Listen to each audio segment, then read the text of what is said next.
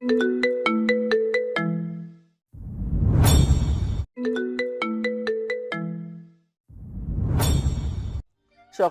সেজেগুজে room থেকে বের হচ্ছিলাম, বন্ধুদের সাথে আড্ডা দিয়ে কলেজে যাব তাই।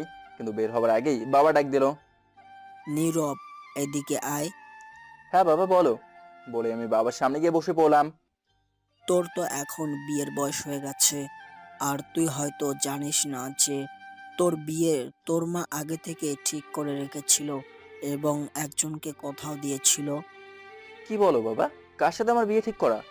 তোর মায়ের বান্ধবীর মেয়ের সাথে তোর বিয়ে ঠিক করা ছিল ছোটবেলাতেই, কিন্তু তোর মায়ের বান্ধবী মারা যাওয়ার পর তার হাজবেন্ড আমাদেরকে অনেক অপমান করে এবং আমাদের সাথে সম্পর্ক শেষ করে, কারণ তারা ছিল তখন আমাদের থেকে অনেক ধনী আর আমরা ছিলাম অনেক গরিব। এই জন্যই তিনি তার মেয়ের সাথে তোর বিয়ে দেওয়ার কথা অস্বীকার করে আমাদের তার বাড়ি থেকে বের করে দিয়েছিল। এই অপমান সহ্য করতে না পেরে তোর মা মনমরা হয়ে খাওয়া দাওয়া করতো না, আর তার কিছুদিন পর মারা যায়। আর মারা যাওয়ার আগে আমাকে প্রতিজ্ঞা করায় আমি যেন ওই মেয়ের সাথেই তোর বিয়ে দেই। তাই আমি কষ্টে কষ্টে তিলে তিলে এই সাম্রাজ্য গড়ে তুলেছি। আমি তো আমার কথা রাখার জন্য তাদের থেকেও বেশি ধনী হয়েছি। এখন তোর পালা। আমি বাবার কথা শুনে অনেকটা অবাক হয়েছি, সাথে অনেক রাগও হচ্ছে, কারণ তাদের অপমানের জন্য আমার মা মারা গিয়েছে। আচ্ছা বাবা, তাহলে আমাকে এখন কি করতে হবে সেটা বলো। তুই এখন ওই মেয়েকে তোর প্রেমে ফাঁদে ফেলবি এবং বিয়ে করবি। বাবা, আমাদের পরিচয় দিলেই তো তারা তার মেয়ের সাথে আমার বিয়ে দিয়ে দেবে। না, সেটা তো তাহলে তোর সাথে বিয়ে হবে না, আমাদের টাকার সাথে বিয়ে হবে। তুই ছদ্মবেশে গরিব সেজে তাকে প্রেমের ফাঁদে ফেলবি আর তারপর বিয়ে করবি। আচ্ছা বাবা ঠিক আছে, আমি ব্যবস্থা করতেছি, তুমি তাদের ঠিকানাটা আমাকে দাও। এই নে, এখানে ওদের ঠিকানা লেখা আছে। তবে হ্যাঁ, আমি খোঁজ নিয়ে জেনেছি ওই মেয়ে নাকি অনেক অহংকারী আর বদমেজাজি। চিন্তা করো না বাবা, তোমার ছেলে ওই মেয়ের সব অহংকার আর বদমেজাজ ঝেড়ে ফেলে দেবে। আচ্ছা ঠিক আছে, আর যখন যা লাগে আমাকে বলবি। আচ্ছা বাবা ঠিক আছে। এই বলে আমি চলে গেলাম সেই দেওয়া ঠিকানায় সামনে। গিয়ে ভালো করে দেখলাম বাড়িটা বেশি বড় না। বাড়ির দিকে তাকিয়েছিলাম, এমন সময় দেখলাম একটা ছেলে বাড়ির বাইরে বের হচ্ছে, হাতে খরচের ব্যাগ। ভাবলাম হয়তো এই বাড়ির চাকর হবে, আর মনে মনে ফোন দিয়ে বেটে নিলাম আমার কি করতে হবে। তাড়াতাড়ি করে সেই ছেলের কাছে গেলাম এবং বললাম, এই যে ভাই শুনছো, তোমার সাথে কিছু কথা আছে, একটু সাইডে আসা যাবে? হ্যাঁ ভাই, বলুন কি বলবেন। তুমি এই বাড়ির কে হও? আমি এই বাড়িতে কাজ করি। আচ্ছা, আমি যদি তোমাকে 3 লক্ষ টাকা দেই? আপনি আমাকে কেন এত টাকা দেবেন? বলছি বলছি, তুমি টাকাগুলো নিয়ে এবারের কাজ ছেড়ে দেবে এবং বলবে তুমি তোমার গ্রামের বাড়িতে চলে যাচ্ছ এবং তোমার গ্রামের এলাকা থেকে একজনকে এখানে নিয়ে এসেছো, তাকে তোমার জায়গাটা দিয়ে দেবে। ছেলেটা কিছুক্ষণ ভেবে রাজি হয়ে গেল। এরপর সে বলল, আমি আজ মালিককে বলবো চলে যাওয়ার কথা, দেখি আগে তিনি কি বলেন। তবে আমি আমার যথাসাধ্য চেষ্টা করব, কারণ 3 লক্ষ টাকা তো আর কেউ হাতছাড়া করতে চাইবে না। আমি আপনাকে কল দিয়ে জানিয়ে দেবো। আপনার নাম্বারটা দিন। আচ্ছা এই নাও আমার নাম্বার। বলে আমি ছেলেটাকে আমার নাম্বারটা দিয়ে দিলাম। আচ্ছা ভাইয়া, আমি এখন আসি, বাজারে একটু যেতে হবে, বাজার নিয়ে আসার জন্য। আচ্ছা ঠিক আছে, আর হ্যাঁ কল দিতে কিন্তু ভুলবে না। আচ্ছা ভাইয়া, আসি এখন। আমিও আচ্ছা বলে বাড়িতে চলে আসলাম। সন্ধ্যার দিকে ছেলেটা আমাকেই কল দিল। আমি মালিককে বলছি, তিনি রাজি হয়েছেন, আপনি কাল সকালে চলে আসবেন। আচ্ছা ঠিক আছে, আমি সকালেই চলে যাব, তুমি এই বাড়ির বাইরে দাঁড়িয়ে থেকো। হুম, ঠিক আছে। আর কথা কি হয়েছিল সেটা মনে আছে তো? আরে ভাই সেটা নিয়ে চিন্তা করো না, তুমি পেয়ে যাবে। আচ্ছা তাহলে এখন রাখি। এই বলে ছেলেটা ফোন কেটে দিল। আমি এসে বাবার সাথে কথাগুলো শেয়ার করলাম। তারপর রাতে খাওয়া দাওয়া করে রুমেই চলে গেলাম আর ভাবতে লাগলাম কাল থেকে আমার যুদ্ধ শুরু, দেখা যাক কি হয়। এ কথা ভেবেই বিছানায় শুয়ে পড়লাম। তারপর ফেসবুকে একটু আড্ডা দিয়ে ঘুমিয়ে পড়লাম, কারণ কাল সকালে তাড়াতাড়ি ঘুম থেকে উঠতে হবে। তারপর হঠাৎ অ্যালার্মটা বেজে উঠতেই ঘুমটা ভেঙে গেল। তারপর উঠে ফ্রেশ হয়ে এসে রেডি হচ্ছি, তখন বাবা আমার রুমে এসেই, নীরব বাবা, রেডি হচ্ছিস? হ্যাঁ বাবা, আচ্ছা, রেডি হয়ে আয়, নাস্তা করবি। বলেই বাবা চলে যেতে লাগলো। ঠিক আছে বাবা, আমি এখনই আসছি, বলে রেডি হয়ে বাবা আর আমি একসাথে নাস্তা করছি। তখনই, নীরব, ওখানে গিয়ে তোর কিছু লাগলেই আমাকে কল দিবি, আমি মামুনকে দিয়ে পাঠিয়ে দিব। ঠিক আছে বাবা, তুমি কোনো টেনশনই করো না, আমি প্রতি রাতে তোমাকে কল দিয়ে সব জানাবো। কথাটা বলার পরেই হঠাৎ মামুন কল দিল। হ্যাঁ মামুন বল। দোস্ত তাড়াতাড়ি আয়। হ্যাঁ হ্যাঁ আমি আসছি, বলে কলটা কেটে দিয়েই, বাবা মামুন কল করেছিল, তাড়াতাড়ি যেতে বললো। ঠিক আছে বাবা, সাবধানে যাস। ঠিক আছে বাবা, বলে আমি হাতটা ধুয়ে টিস্যু বক্স ছিল সেখান থেকে টপটপ দুটো টিস্যু নিয়ে দিলাম দৌড়। তারপর নিচে গিয়ে আগের বাইকটা নিয়ে মামুনের বাসার সামনে যেতেই দেখি মামুন দাঁড়িয়ে আছে। আমি মামুনের সামনে বাইকটা ব্রেক করতেই, দোস্ত, আরিফ আমাদের তাড়াতাড়ি যেতে বলেছে। হ্যাঁ জানি, পেছনে ওঠ। আরে আরে, এই দামি পোশাকে তুই ওই বাড়িতে যাবি? হ্যাঁ, তাছাড়া কম দামি পোশাক তো আমার নেই। আমি জানতাম তুই এই ভুলটাই করবি, তাই আমি রাতে তোর জন্য একটা ব্যাগ কিনেছি। আর ওই ব্যাগে তোর কম দামি প্যান্ট শার্ট আছে। কোথায় সেগুলো? আমার বাসায়, তাড়াতাড়ি চল। তারপর আমি বাইকটা রেখেই তাদের মামুনের রুমে গিয়ে প্যান্ট শার্ট পাল্টে নিলাম। তারপর মামুন আমাকে দেখেই, দোস্ত, বাহ, এখন তোকে একদমই গ্রামের ছেলেদের মতো লাগছে। দোস্ত আমার তো লজ্জা করছে। আরে লজ্জার কিছু নাই, চল চল, দেরি হয়ে যাচ্ছে। হ্যাঁ চল, বলে ব্যাগটা নিয়ে নিচে নামলাম। তারপর মামুনকে পেছনে বসিয়ে আমি মেহেজাবিনদের বাসার একটু দূর থেকেই বাইকটা ব্রেক করলাম। তারপর আমি আমার মোবাইলটা বের করে আরিফকে কল দিলাম। কল দেওয়ার সঙ্গে সঙ্গে ধরে ফেললো। হ্যাঁ আরিফ, কোথায় তুমি? এই তো ভাইয়া, আমি বাসা থেকে বাইর হইতেছি। তাড়াতাড়ি আসো, বলে কল কেটে দিলাম। কিন্তু মামুন আমার মোবাইলের দিকে এমন করে তাকিয়ে আছে যেন কোনোদিন মোবাইলই দেখেনি। তারপরে, করে এমন করে কি দেখছিস? আরে গাদা, তুই কি এই মোবাইল নিয়ে ওদের সামনে যাবি? হ্যাঁ কেন? ওই, তুই কি কখনো দেখেছিস বাড়ির চাকররা আইফোন 11 প্রো চালায়? ও সরি, ভুলে গিয়েছিলাম। তাহলে কি মোবাইল চালাবো? কথাটা বলার পরেই মামুনের পকেট থেকে একটা অ্যান্ড্রয়েড ফোন বের করেই, এই নে, এটা চালাবি, এটার দাম মাত্র 10,000 টাকা। আর তোর এই আইফোন কখনো ওরা যাতে না দেখে লুকিয়ে রাখবি। ঠিক আছে দোস্ত। তারপরে আরিফ চলে আসলো। আরিফ এসেই, ভাইয়া, আমি তাদের বানিয়ে বানিয়ে কইছি। আপনি কইবেন আপনি আমাদের একই গ্রামে থাকেন আর আমাকে ছোটবেলা থেকে চেনেন। হ্যাঁ হ্যাঁ ঠিক আছে। দোস্ত, তাহলে যা, আর শোন, যখন যা লাগবে সঙ্গে সঙ্গে আমাকে ফোন দিবি। ঠিক আছে দোস্ত, তাহলে যাই। বলে আমি ব্যাগটা নিয়ে আরিফের পেছন পেছন গেলাম। বাড়ির ভিতরে ঢুকেই মনে মনে বললাম, না, যা ভাবছিলাম তার থেকেও বাড়িটা একটু ছোট, তবুও ভালোই সাজানো গোছানো। একথা ভাবছি আর চারিদিক তাকিয়ে তাকিয়ে হাঁটছি। হঠাৎ ঠাস করে কারোর সাথে ধাক্কা খেয়ে ফ্লোরে পড়ে গেলাম। উফ, অনেক ব্যথা পাইছি। হঠাৎ কোনো মেয়ের চিৎকার শুনে স্বয়ং চোখটা খুলতেই ভেবা চেকে খেয়ে গেলাম। আর এটা কে? এত সুন্দর মেয়ে, ঠিক যেন পড়ি। এটা ভেবে হা করে তাকিয়ে আছি। এদিকে আরিফ এই কাহিনী দেখে সঙ্গে সঙ্গে জিব্বাতে কামড় দিয়ে তাকিয়ে আছে। মেয়েটা আমাকে সঙ্গে সঙ্গে ধাক্কা দিয়ে উঠেই, এই কুত্তা, তোর এত বড় সাহস, তুই আমার উপরে পড়িস? আমি উঠে মেয়েটাকে কিছু বলতে যাব, তোমার ঠাস ঠাস করে দূরে চর দিয়ে সোজা চলে গেল। আমি তো পুরো থ খেয়ে গেলাম, কি হলো বুঝতে পারলাম না। বোঝার আগেই দূরে চর দিয়ে চলে গেল। সঙ্গে আরিফ দৌড়ে এসেই, ভাইয়া, ব্যথা পাইছেন? উহ, তা তো পেয়েছি। ভাইয়া, এটাই মেহজাবিন আপু। কি? এটাই মেয়ে যাবেন? জি ভাইয়া। দেখতে তো মাশাআল্লাহ হেভি, কিন্তু অহংকার অনেক। ভাইয়া, কিছু কইতেছেন? না না, কিছু না, চলো। তারপরে আমাকে আকরাম সাহেবের কাছে নিয়ে গেল। আমাকে দেখে আকরাম সাহেব বলল, আরিফ, তোর গ্রাম থেকে তুই এই ছেলেকে নিয়ে আসছিস? জি স্যার, উনারে নিয়ে আইছি। আমি কোনো কথা বলছি না, মনে মনে ভাবছি যেমন তার বাপ তেমনই তার মেয়ে। এই ছেলে তোমার নাম কি? আমার নাম আকাশ। মিথ্যা বললাম, নীরব বললে তো হয়তো চিনে ফেলতে পারে। সব ঠিক আছে, আজ থেকে তুমি আরিফের বদলে কাজ করবে। জি স্যার। তুই ওকে তোর ঘরটা দেখিয়ে দে, সব কাজ বুঝিয়ে দে। বলেই চলে গেল। জি স্যার। ভাই আইসেন। বলে আমাকে একটা রুমে নিয়ে গিয়েই, ভাইয়া, আজ থেকে আপনি এই ঘরে রাখবেন। কথাটা শুনে মনটা খারাপ হয়ে গেল। এমন রুমে আমি থাকবো? এর থেকে অনেক ভালো রুমে থাকে আমাদের বাড়ির কাজের লোকেরা। ভাই, পছন্দ হয়নি? না হলেও কিছু করার নাই। ভাইয়া, ঘরে ব্যাগটা রাখেন, তারপর আপনাকে আমার সব কাজ বুঝিয়ে দিতেছি। আচ্ছা, বলে ব্যাগটা রেখে আর এর সাথে চলে গেলাম। আরিফ আমাকে রান্নাঘরে নিয়ে গিয়েই দেখিয়ে দিল কোথায় কাজের জিনিসগুলো আছে। ভাইয়া, আপনাকে সকাল সকাল ঘুম থেকে উঠে বাজার করতে যেতে হবে, তারপর বাড়ির টুকিটাকি কাজ, এরপর থালা বাসন ধোয়া, আরও অনেক কাজ। আমি থালা বাসন ধোবো কেন? কাজের মেয়েরা নেই? ভাইয়া আছে, কিন্তু তাদের সাথে আপনাকেও সাহায্য করতে হবে। ও আচ্ছা, ঠিক আছে। ভাইয়া, সব কাজ তো বোঝানো শেষ, এখন চলেন ঘরে যাই। হ্যাঁ চলো, বলে আমি আর আরিফ রুমে গেলাম। তারপরেই, ভাইয়া, আমি এখনই চলে যাবো, টাকাটা তোমার ব্যাগ কোথায়?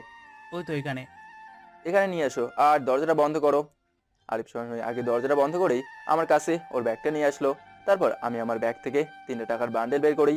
এই যে এখানে পুরো 3 লাখই আছে, গুনে নাও। আরিফ সঙ্গে আমার হাত থেকে টাকাগুলো নিয়েই, না না, গুণা লাগবো না। বলেই ওর ব্যাগের একদম নিচে টাকাগুলো রেখে দিল। আর শোনো, এই কথা তুমি আর আমি ছাড়া অন্য কেউ যেন না জানে। ভাইয়া গরিব হইতে পারি কিন্তু বিশ্বাসঘাতক না। ঠিক আছে, চলো এবার তোমাকে এগিয়ে দিয়ে আসি। ভাইয়া চলেন। বলেই ব্যাগটা কাঁধে নিয়েই রুম থেকে বের হলো। তারপর আমি আরিফকে বাইরে একটা রিক্সা রেখে উঠে দিয়ে বিদায় দিলাম। তখন আমার সামনে একটা গাড়ি এসে ব্রেক করলো। সরাসরি আমি সরে যেতেই গাড়ি থেকে মেহজাবিন বের হয়েই, এই, তুই না তখন আমাকে ধাক্কা দিয়েছিলি? না মানে আসলে আমি দেখিনি, আর আপনাদের বাড়িটা অনেক বড় তো, তাই চারদিক ঘুরে ঘুরে দেখতেই ধাক্কা লেগে গেল। তুই কি আরিফের গ্রাম থেকে এসেছিস? জি। কিন্তু তোকে তো আমার সন্দেহ হচ্ছে। তুই কে বলতো? কথাটা শোনার সঙ্গে সঙ্গে বুকের মধ্যে ধুক করে উঠলো। মনে মনে ভাবলাম ও আবার আমাকে কোথাও দেখেনি তো। তখনই, কি রে, কি ভাবছিস? না না কিছু না, আমি আকাশ, আরিফদের গ্রামেই থাকি। কিন্তু তোর ভাষা তো গ্রামের ছেলেদের মতো না। হবে কিভাবে? প্রথমত আমি একটু পড়াশোনা করছি, তার উপরে আমি ছোটবেলায় ঢাকায় ছিলাম। ও আচ্ছা, ঠিক আছে। কিন্তু আরিফ তোকে সব কাজ বুঝিয়ে দিয়েছে তো? হ্যাঁ হ্যাঁ বুঝিয়ে দিয়েছে, বাজার করা, বাড়ির টুকিটাকি কাজ, তারপর থালা বাসন ধোয়া। আরও একটা কাজ আছে। আরও একটা?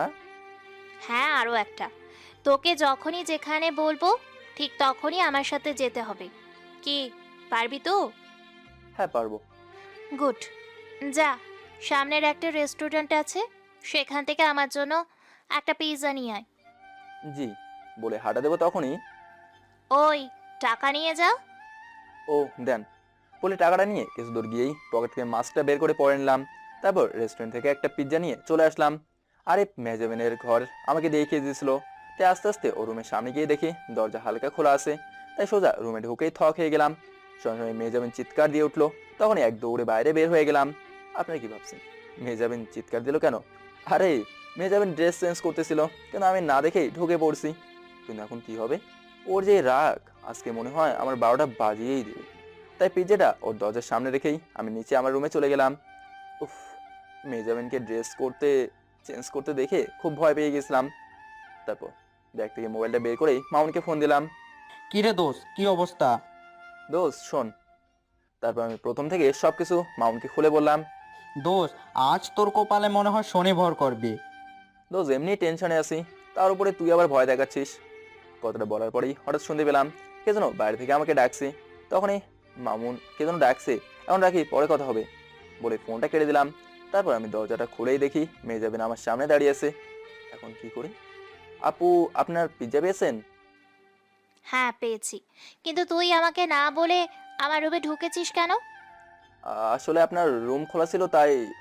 আর বলতে না দিয়েই সঙ্গে ঠাস করে একটা চট দিয়েই, ছোট লোক কোথাকার, এখন সাধু সাজা হচ্ছে? আরে, তোদের মতো ছেলেদের আমার জানা আছে, ক্যারেক্টারলেস একটা। আসলে আপু সত্যি বলতে আমি বুঝতে পারিনি। ঠিক আছে, আর যেন এরকম না হয়। আমার ঘরে ঢোকার আগে নক করবি। বলেই চলে গেল। ওর এই ব্যবহার দেখে মন যাচ্ছে জোরে একটা চট দিয়ে চলে যাই, কিন্তু মায়ের ইচ্ছে আমি কখনোই নষ্ট হতে দেবো না। ওর যতই অহংকার থাকুক না কেন, আমার ভালোবাসার ফাঁদে ওকে ফেলবই। তারপর এইভাবেই রান্নাঘরে গেলাম, গিয়ে দেখি রূপা রান্না করছে। রূপা আমার বয়সে ছোট হবে। রূপা আমাকে দেখেই, আরে, আপনি আজকেই তো আইলেন? আরিফ নিয়ে আইছে তাই না? জি আপু আজকে এসছি। ও, তাহলে ভাইয়া, অহন আপনি আইলেন কেন? কাল থাইকা কাজ করতেন। না না এখন দেখতে আসলাম। এই তো রান্না প্রায় হয়ে গেছে, একটু পরেই স্যার আর আপা মনে খাইতে বসবো। ও তাহলে স্যারের বউ নাই? না, অনেক আগেই মারা গেছে। ও আচ্ছা, তাহলে আপনাকে একটু সাহায্য করি। হ্যাঁ, করেন, সমস্যা নেই। কিন্তু ভাইয়া, একটা কথা কই। হ্যাঁ বলেন। ভাইয়া, আপনারে না ঠিক নায়কের মতো লাগে, হেব্বি দেখতে। আর আপনার কথা বলার স্টাইলও নায়কের মতো। বলেই হি হি করে হেসে দিল। রূপার কথা শুনে আমার অনেক হাসি পেয়ে গেল, তাই সঙ্গে সঙ্গে হা হা করে হেসেই, তাই হ, ঠিক আছে এখন কি করতে হবে? তেমন কিছুই না। অহন আপনি এই বিরিয়ানির বোলটা খাওনের টেবিলে রাইখা আসেন। ঠিক আছে বলে বিরিয়ানির বোলটা খাবার টেবিলে রেখে আসলাম। তারপর রূপা সালাদ আর প্লেটগুলো নিয়ে সবকিছু সাজিয়ে চলে আসলো। আমি রান্নাঘরে দাঁড়িয়েছিলাম, আসলে অনেক ক্ষুধা লেগেছে তাই। কিন্তু রূপা কিভাবে যেন বুঝে গেল আমার ক্ষুধা লেগেছে, তাই রূপা আমার সামনে এসেই, ভাইয়া, আপনি হাত মুখ ধুয়ে আপনার ঘরে যান, আমি আপনার লেগা খাওন লিয়ে আইতেছি। আচ্ছা তাহলে আমি যাই বলে ওয়াশরুমে গিয়ে ফ্রেশ হয়ে আসলাম। তারপর আমার রুমে গিয়ে মামুনকে ফোন দিলাম। হ্যাঁ দোস্ত বল, পরে কি হয়েছে? দোষ আর বলিস না, আর একটা চড় দিয়েছে।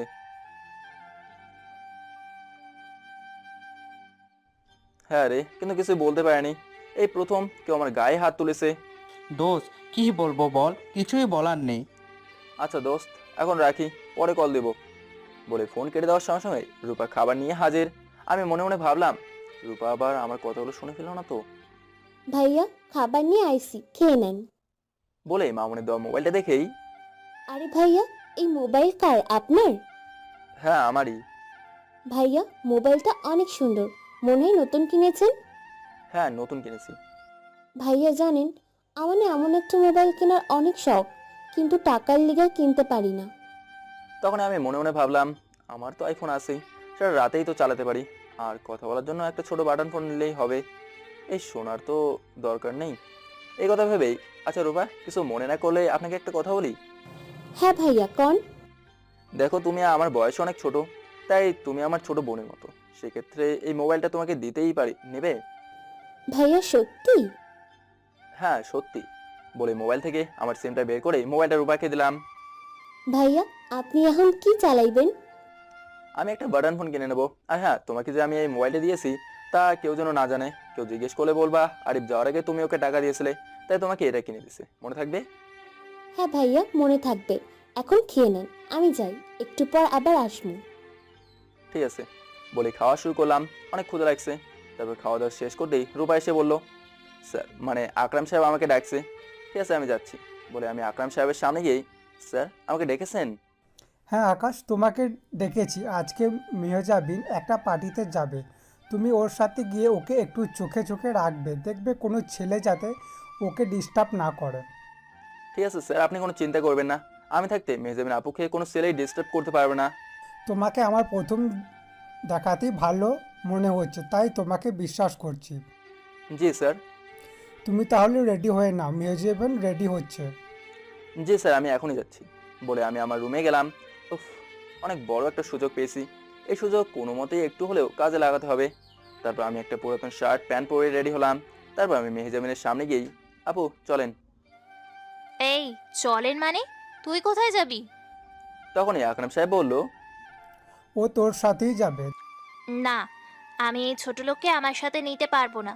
তাহলে তুমিও পার্টিতে যেতে পারবে না। ঠিক আছে, এই চল।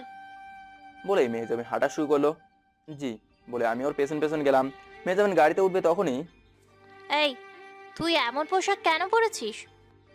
আমার তো ভালো পোশাক নেই। মেহজাবিন কথাটা শুনেই একটু রাগ দেখে গাড়িতে উঠে গেল।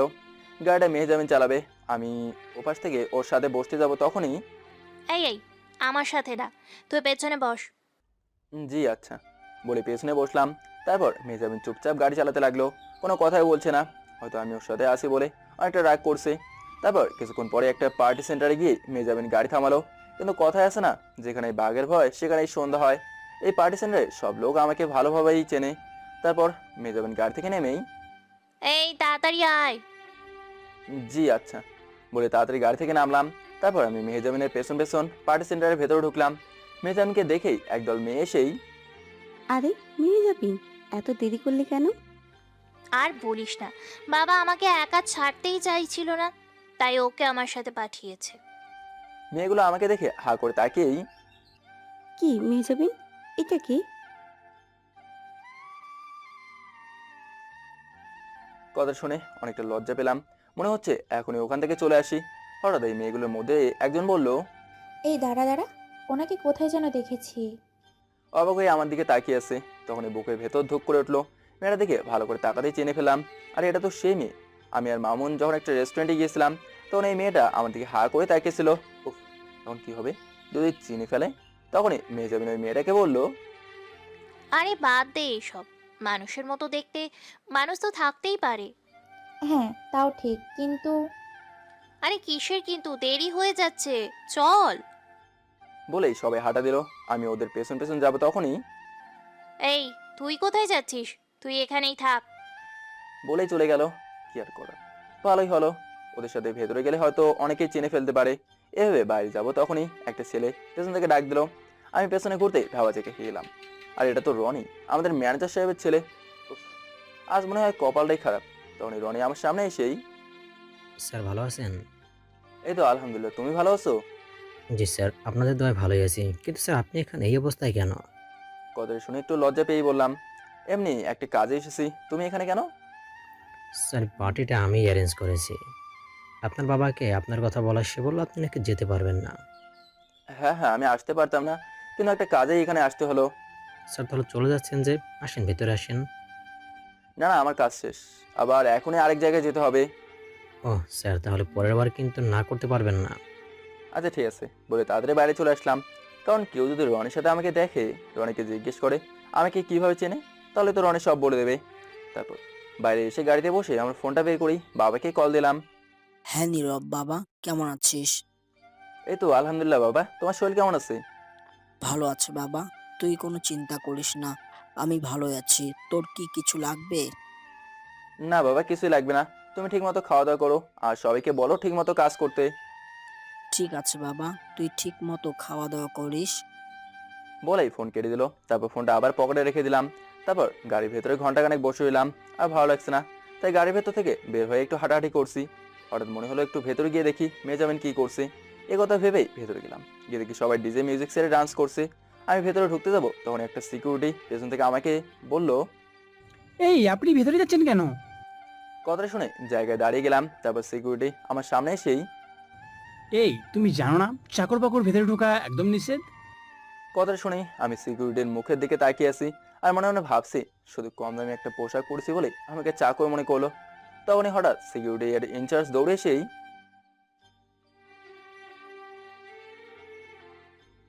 সমস্যা নেই, এটা ওর দোষ না, দোষ আমার এই পোশাকের, বলে আমি ভেতরে ঢুকে গেলাম।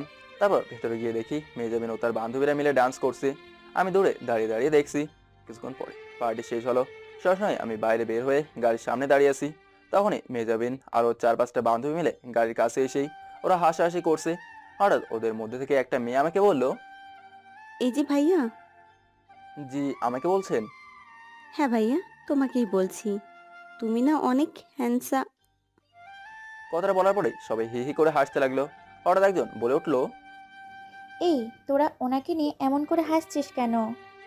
কথাটা শুনেই অন্য আরেকটা মেয়ে বলল। কি রে বিথি, তোরা তো গায়ে লাগছে কেন? আবার প্রেমে পড়লে নাকি? বলেই সবাই আবার হাসাহাসি করতে লাগলো। দেখ, সবসময় মজা ভালো লাগে না, আমি গেলাম। বলেই বিথি চলে গেল। তখনই মনটা চাচ্ছিল সবগুলোকে থাপড়াইয়া দাঁতগুলো ফেলে দেই। তারপরেই, এই, তুই এখানে দাঁড়িয়ে আছিস কেন? সরে দাঁড়া। বলার সঙ্গে সঙ্গে আমি সরে দাঁড়ালাম। তারপর মেজাবিন ওর বান্ধবীদের গাড়িতে উঠিয়েই, এই আকাশ, গাড়িতে না আর জায়গা নেই, তুই একাই বাসায় চলে যাস, আমি ওদের নামিয়ে বাসায় চলে যাব। আচ্ছা। বলার পরেই ওদের মধ্যে থেকে তন্নি নামের একটা মেয়ে বলল। এই যে ভাইয়া, আপনার নম্বরটা দেন তো। কেন? দরকার আছে, দেন। আমার তো মোবাইল নেই। তখনই মেজাবিন বলল। এই তনি, বাদ দে না, পাগল হয়ে গেছিস নাকি?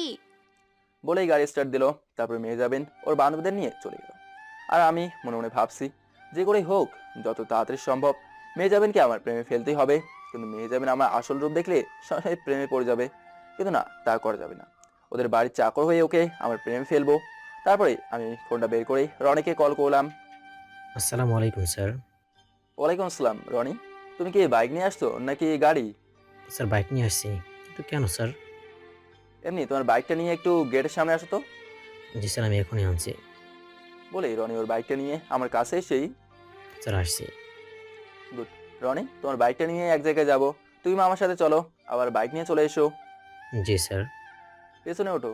বলার পরেই রনি বাইক থেকে নেমে পেছনে বসলো। আমিও বাইকের সামনে বসতেই রনি আমাকে হেলমেট দিল।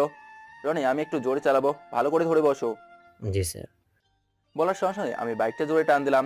রাত প্রায় 12টা, তাই রাস্তা ভালোই ফাঁকা ছিল। সেই সুযোগে বাইক অনেক জোরেই চালাচ্ছি। এত জোরে বাইক চালাতে দেখে রনি অনেকটাই ভয় পেয়ে গেল, কিন্তু কিছু বলতে পারছে না, শুধু চুপ করে ধরে বসে আছে। পার্টি সেন্টার থেকে মেজাবিনদের বাসা প্রায় 1 ঘন্টার রাস্তা, কিন্তু আমি 15 মিনিটেই চলে আসছি।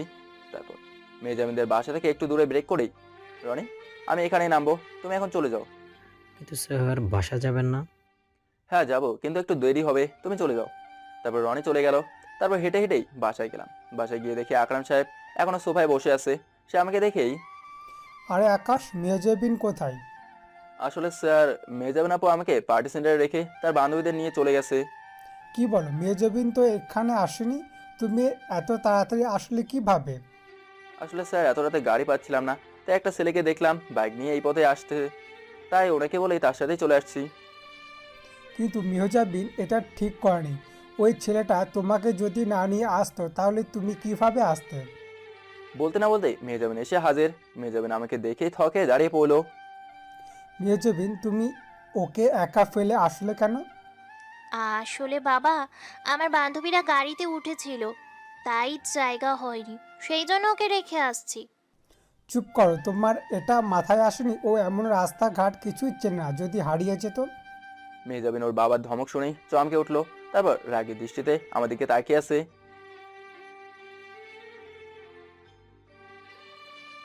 ঠিক আছে বাবা। তাড়াতাড়ি ঘুমিয়ে পড়ো, আমি আমার রুমে গেলাম। বলে আকরাম সাহেব চলে গেল।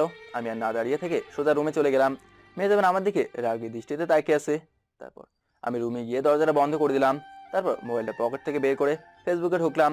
কিছুক্ষণ পর মনে হঠাৎ আমার রুমের দরজায় কে যেন রক ঠক ঠক আওয়াজ করছে। আমি সঙ্গে মোবাইলটা পকেটে রেখে দরজাটা খুলে ভ্যাবা চেকে খেয়ে গেলাম, কারণ মেজাবিন আমার সামনে দাঁড়িয়ে আছে, তাও আবার অনেক রেগে। আপনি বলার সঙ্গে সঙ্গেই মেজাবিন ওর দু হাত দিয়ে আমার শার্টের কলার চেপে ধরে ধাক্কা দিয়ে ভেতরে ঢুকেই, এই, তুই কি ভেবেছিস বাবার কাছে বলে আমাকে বকা শোনাবি? আমাকে ঠেলতে ঠেলতে বলল, না না, আমি তো কিছু বলিনি। আবার মিথ্যে বলিস? তুই বাবাকে এসব কেন বলেছিস? না মানে আমি তো। আর বলতে না পেরেই খাটের সাথে পা আটকে সঙ্গে ঠাস করে খাটের উপর পড়ে গেলাম। মেজাবিনও সঙ্গে আমার বুকের উপর পড়ে গেল। উফ, এত সুইট আর এত সফট, আর ওর চুলগুলো সব আমার মুখের উপরে এসে পড়লো। ওর চুলের ঘ্রাণ যেন আমাকে পাগল করে দিচ্ছে। ওর প্রতিটা নিঃশ্বাসের শব্দ আমার কানে ভেসে আসছে। মেজাবিন আমার দিকে অবাক হয়ে তাকিয়ে আছে। আমিও অবাক হয়ে এক নয়নে মেজাবিনের দিকে তাকিয়ে আছি। মেজাবিন যে এতটা সুন্দর তাই কখনোই বুঝতাম না, যদি ও আমার এতটা কাছে না আসতো। মনে হচ্ছে এখন ওকে জোর ধরি, কিন্তু না, তা এখন করা যাবে না। একথা ভাবতে না ভাবতেই মেজাবিন আস্তে আস্তে আমার বুকের উপর থেকে উঠেই দাঁড়িয়ে আমার দিকে তাকিয়ে আছে। সরি, আসলে আমি ইচ্ছে করে। আর বলতে না দিয়েই সমস্যা নেই। বলেই চলে গেল। আমি মনে মনে ভাবলাম, বাহ, আমি তো ভাবছিলাম আজকে হয়তো কপালটা খারাপ, কিন্তু এখন তো দেখছি কপালটা অনেক ভালো। তারপর দরজাটা বন্ধ করে শুয়ে পড়লাম, কিন্তু ঘুম আসছে না, শুধু মেহজাবিনের মুখটাই ভেসে উঠছে। অনেক মায়াবী ছিল ওর মুখটা, দেখি মনেই হবে না ও আমার সাথে এমন ব্যবহার করতে পারে। তারপর ওর কথা ভাবতে ভাবতে কখন যে ঘুমিয়ে পড়ছি মনেই নেই। হঠাৎ আমার রুমের দরজার আওয়াজে ঘুমটা ভেঙে গেল। সবসময় উঠে দরজাটা খুলে দেখি রুম্পা। ভাইয়া, ঘুম হয়েছে কি? হ্যাঁ, এখন কিছু করতে হবে? ভাইয়া, একটু বাজারে যাইতে হইব, স্যার আপনারে ডাকতেছে। ও আচ্ছা, আমি এখনই আসছি বলে ওয়াশরুমে গিয়ে হাত মুখ ধুয়ে আকরাম সাহেবের কাছে যেতেই, আকাশ, কাল মনে হয় তোমায় ঘুমাতে ঘুমাতে অনেক রাত হয়ে গিয়েছিল। জি স্যার। এখন একটু বাজারে যাও, তারপর এসে মেজবিনকে ভার্সিটিতে দিয়ে এসে ঘুমাও, পরে গিয়ে নিয়ে এসো। জি আচ্ছা। এটা নাও, এটাতে সব লিস্ট করা আছে, আর এই নাও, এইগুলো সব নিয়ে আসো। জি আচ্ছা বলে যেতে নেব তখনই, আকাশ, এসব আনতে পারবে তো? জি স্যার পারবো। ঠিক আছে, তাহলে যাও, আসার সময় রিক্সা দিয়ে আসো। তারপর আমি হেঁটেই বাজারে গেলাম। বাজারে গিয়ে টাকাগুলো গুনে দেখি 5,000 টাকা। তারপর লিস্ট অনুযায়ী সব কিছু কিনেও প্রায় 1200 টাকা ফিরেছে। তারপর একটা রিক্সা নিয়ে বাসায় আসলাম। রান্নাঘরে বাজারে ব্যাগটা রেখেই আকরাম সাহেবের কাছে যেতেই, কি হয়েছে আকাশ, বাজারে যাওনি? হ্যাঁ স্যার, লিস্ট অনুযায়ী সব কিছু নিয়ে আসছি। বলো কি, এত তাড়াতাড়ি? জি স্যার, এগুলো সব নিয়ে আসছি। রূপা, এই রূপা বাজারে ঠিকঠাক এনেছে? তখন এই রূপা রান্নাঘর থেকে বলল, জি স্যার, সব ঠিক আছে। স্যার মোট 1200 টাকা ফিরেছে, 50 টাকা রিক্সা ভাড়া দিয়েছি, আর এই নিন 1150 টাকা। তখনই আকরাম সাহেব মনে মনে ভাবলো, বা ছেলেটাকে তো ভালোই। আরিফ সবসময় বলতো রিক্সা ভাড়া নাকি 100 টাকা, কিন্তু ও বলছে 50 টাকা। আর আরিফ বাজার করলে কখনো তো 500 টাকার উপর ফেরেনি, আর আকাশ 1200 টাকা ফিরিয়ে দিয়েছে। ছেলেটা হয়তো সৎ। কি হলো স্যার, টাকাটা নিন। তখনই আকরাম সাহেবের ঘোর কাটলো। হ্যাঁ, দাঁড়াও, বলে আমার হাত থেকে টাকাটা নিয়েই, এই নাও, এটা তুমি রাখো। স্যার আমার লাগবে না, কারণ আমি অন্য কিছু খাই না যে আমার টাকা লাগবে। ও আচ্ছা, ভালো তো, তুমি হয়তো জীবনে অনেক কিছু করতে পারবে। যাও এখন নাস্তা করে নাও, মেহজাবিন রেডি হচ্ছে। জি স্যার, বলে মনে মনে বললাম, আরে আকরাম সাহেব, এই 200 টাকা কেন, 2000 টাকা দিয়েও আমার এক কাপ কফির দামও হবে না। একথা ভেবে রান্নাঘরে গিয়েই, রূপা আমার না খুব ক্ষুধা লাগছে, খাওয়ার কিছু আছে কি?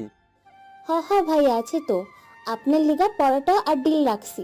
আপনি ঘরে যান, আমি নিয়ে আইতেছি। ঠিক আছে, তুমি খাইছো তো? হ্যাঁ ভাইয়া, আমি একটু আগেই খাইছি। তাহলে আমি রুমে গেলাম। বলে আমি রুমে গিয়ে মোবাইলটা বের করে মামুনকে ফোন দিলাম। হ্যাঁ দোস্ত, কেমন আছিস? এই তো আলহামদুলিল্লাহ, তুই কেমন আছিস? এই তো আছি, কিন্তু এত সকালে কল দিলি যে, কিছু হয়েছে?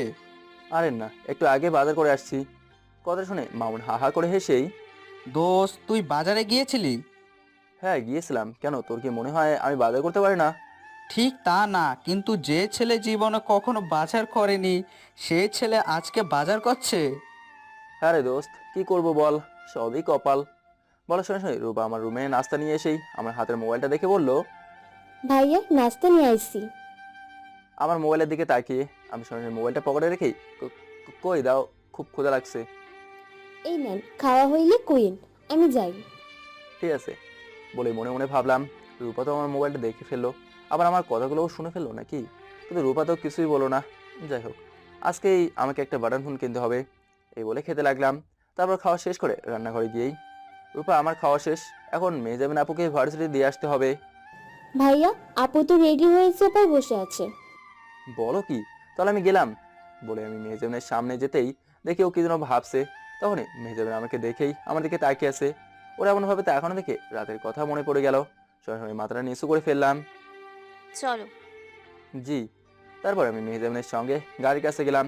গাড়িটা মেহজাবিন চালাবে, তাই আমি ওর সঙ্গে বসতে যাব না, কারণ সেদিনের কথা আমার এখনো মনে আছে। তাই ওর সঙ্গে সামনে না বসেই আসি, পেছনে বসতে যাব। তখনই সামনে বসো। ওর এই কথা শুনে অনেকটাই অবাক হচ্ছি, কারণ মেহজাবিন তুই থেকে এখন আমাকে তুমি করে বলছে। তারপর আমি মেহজাবিনের কথায় ওর সঙ্গেই বসলাম।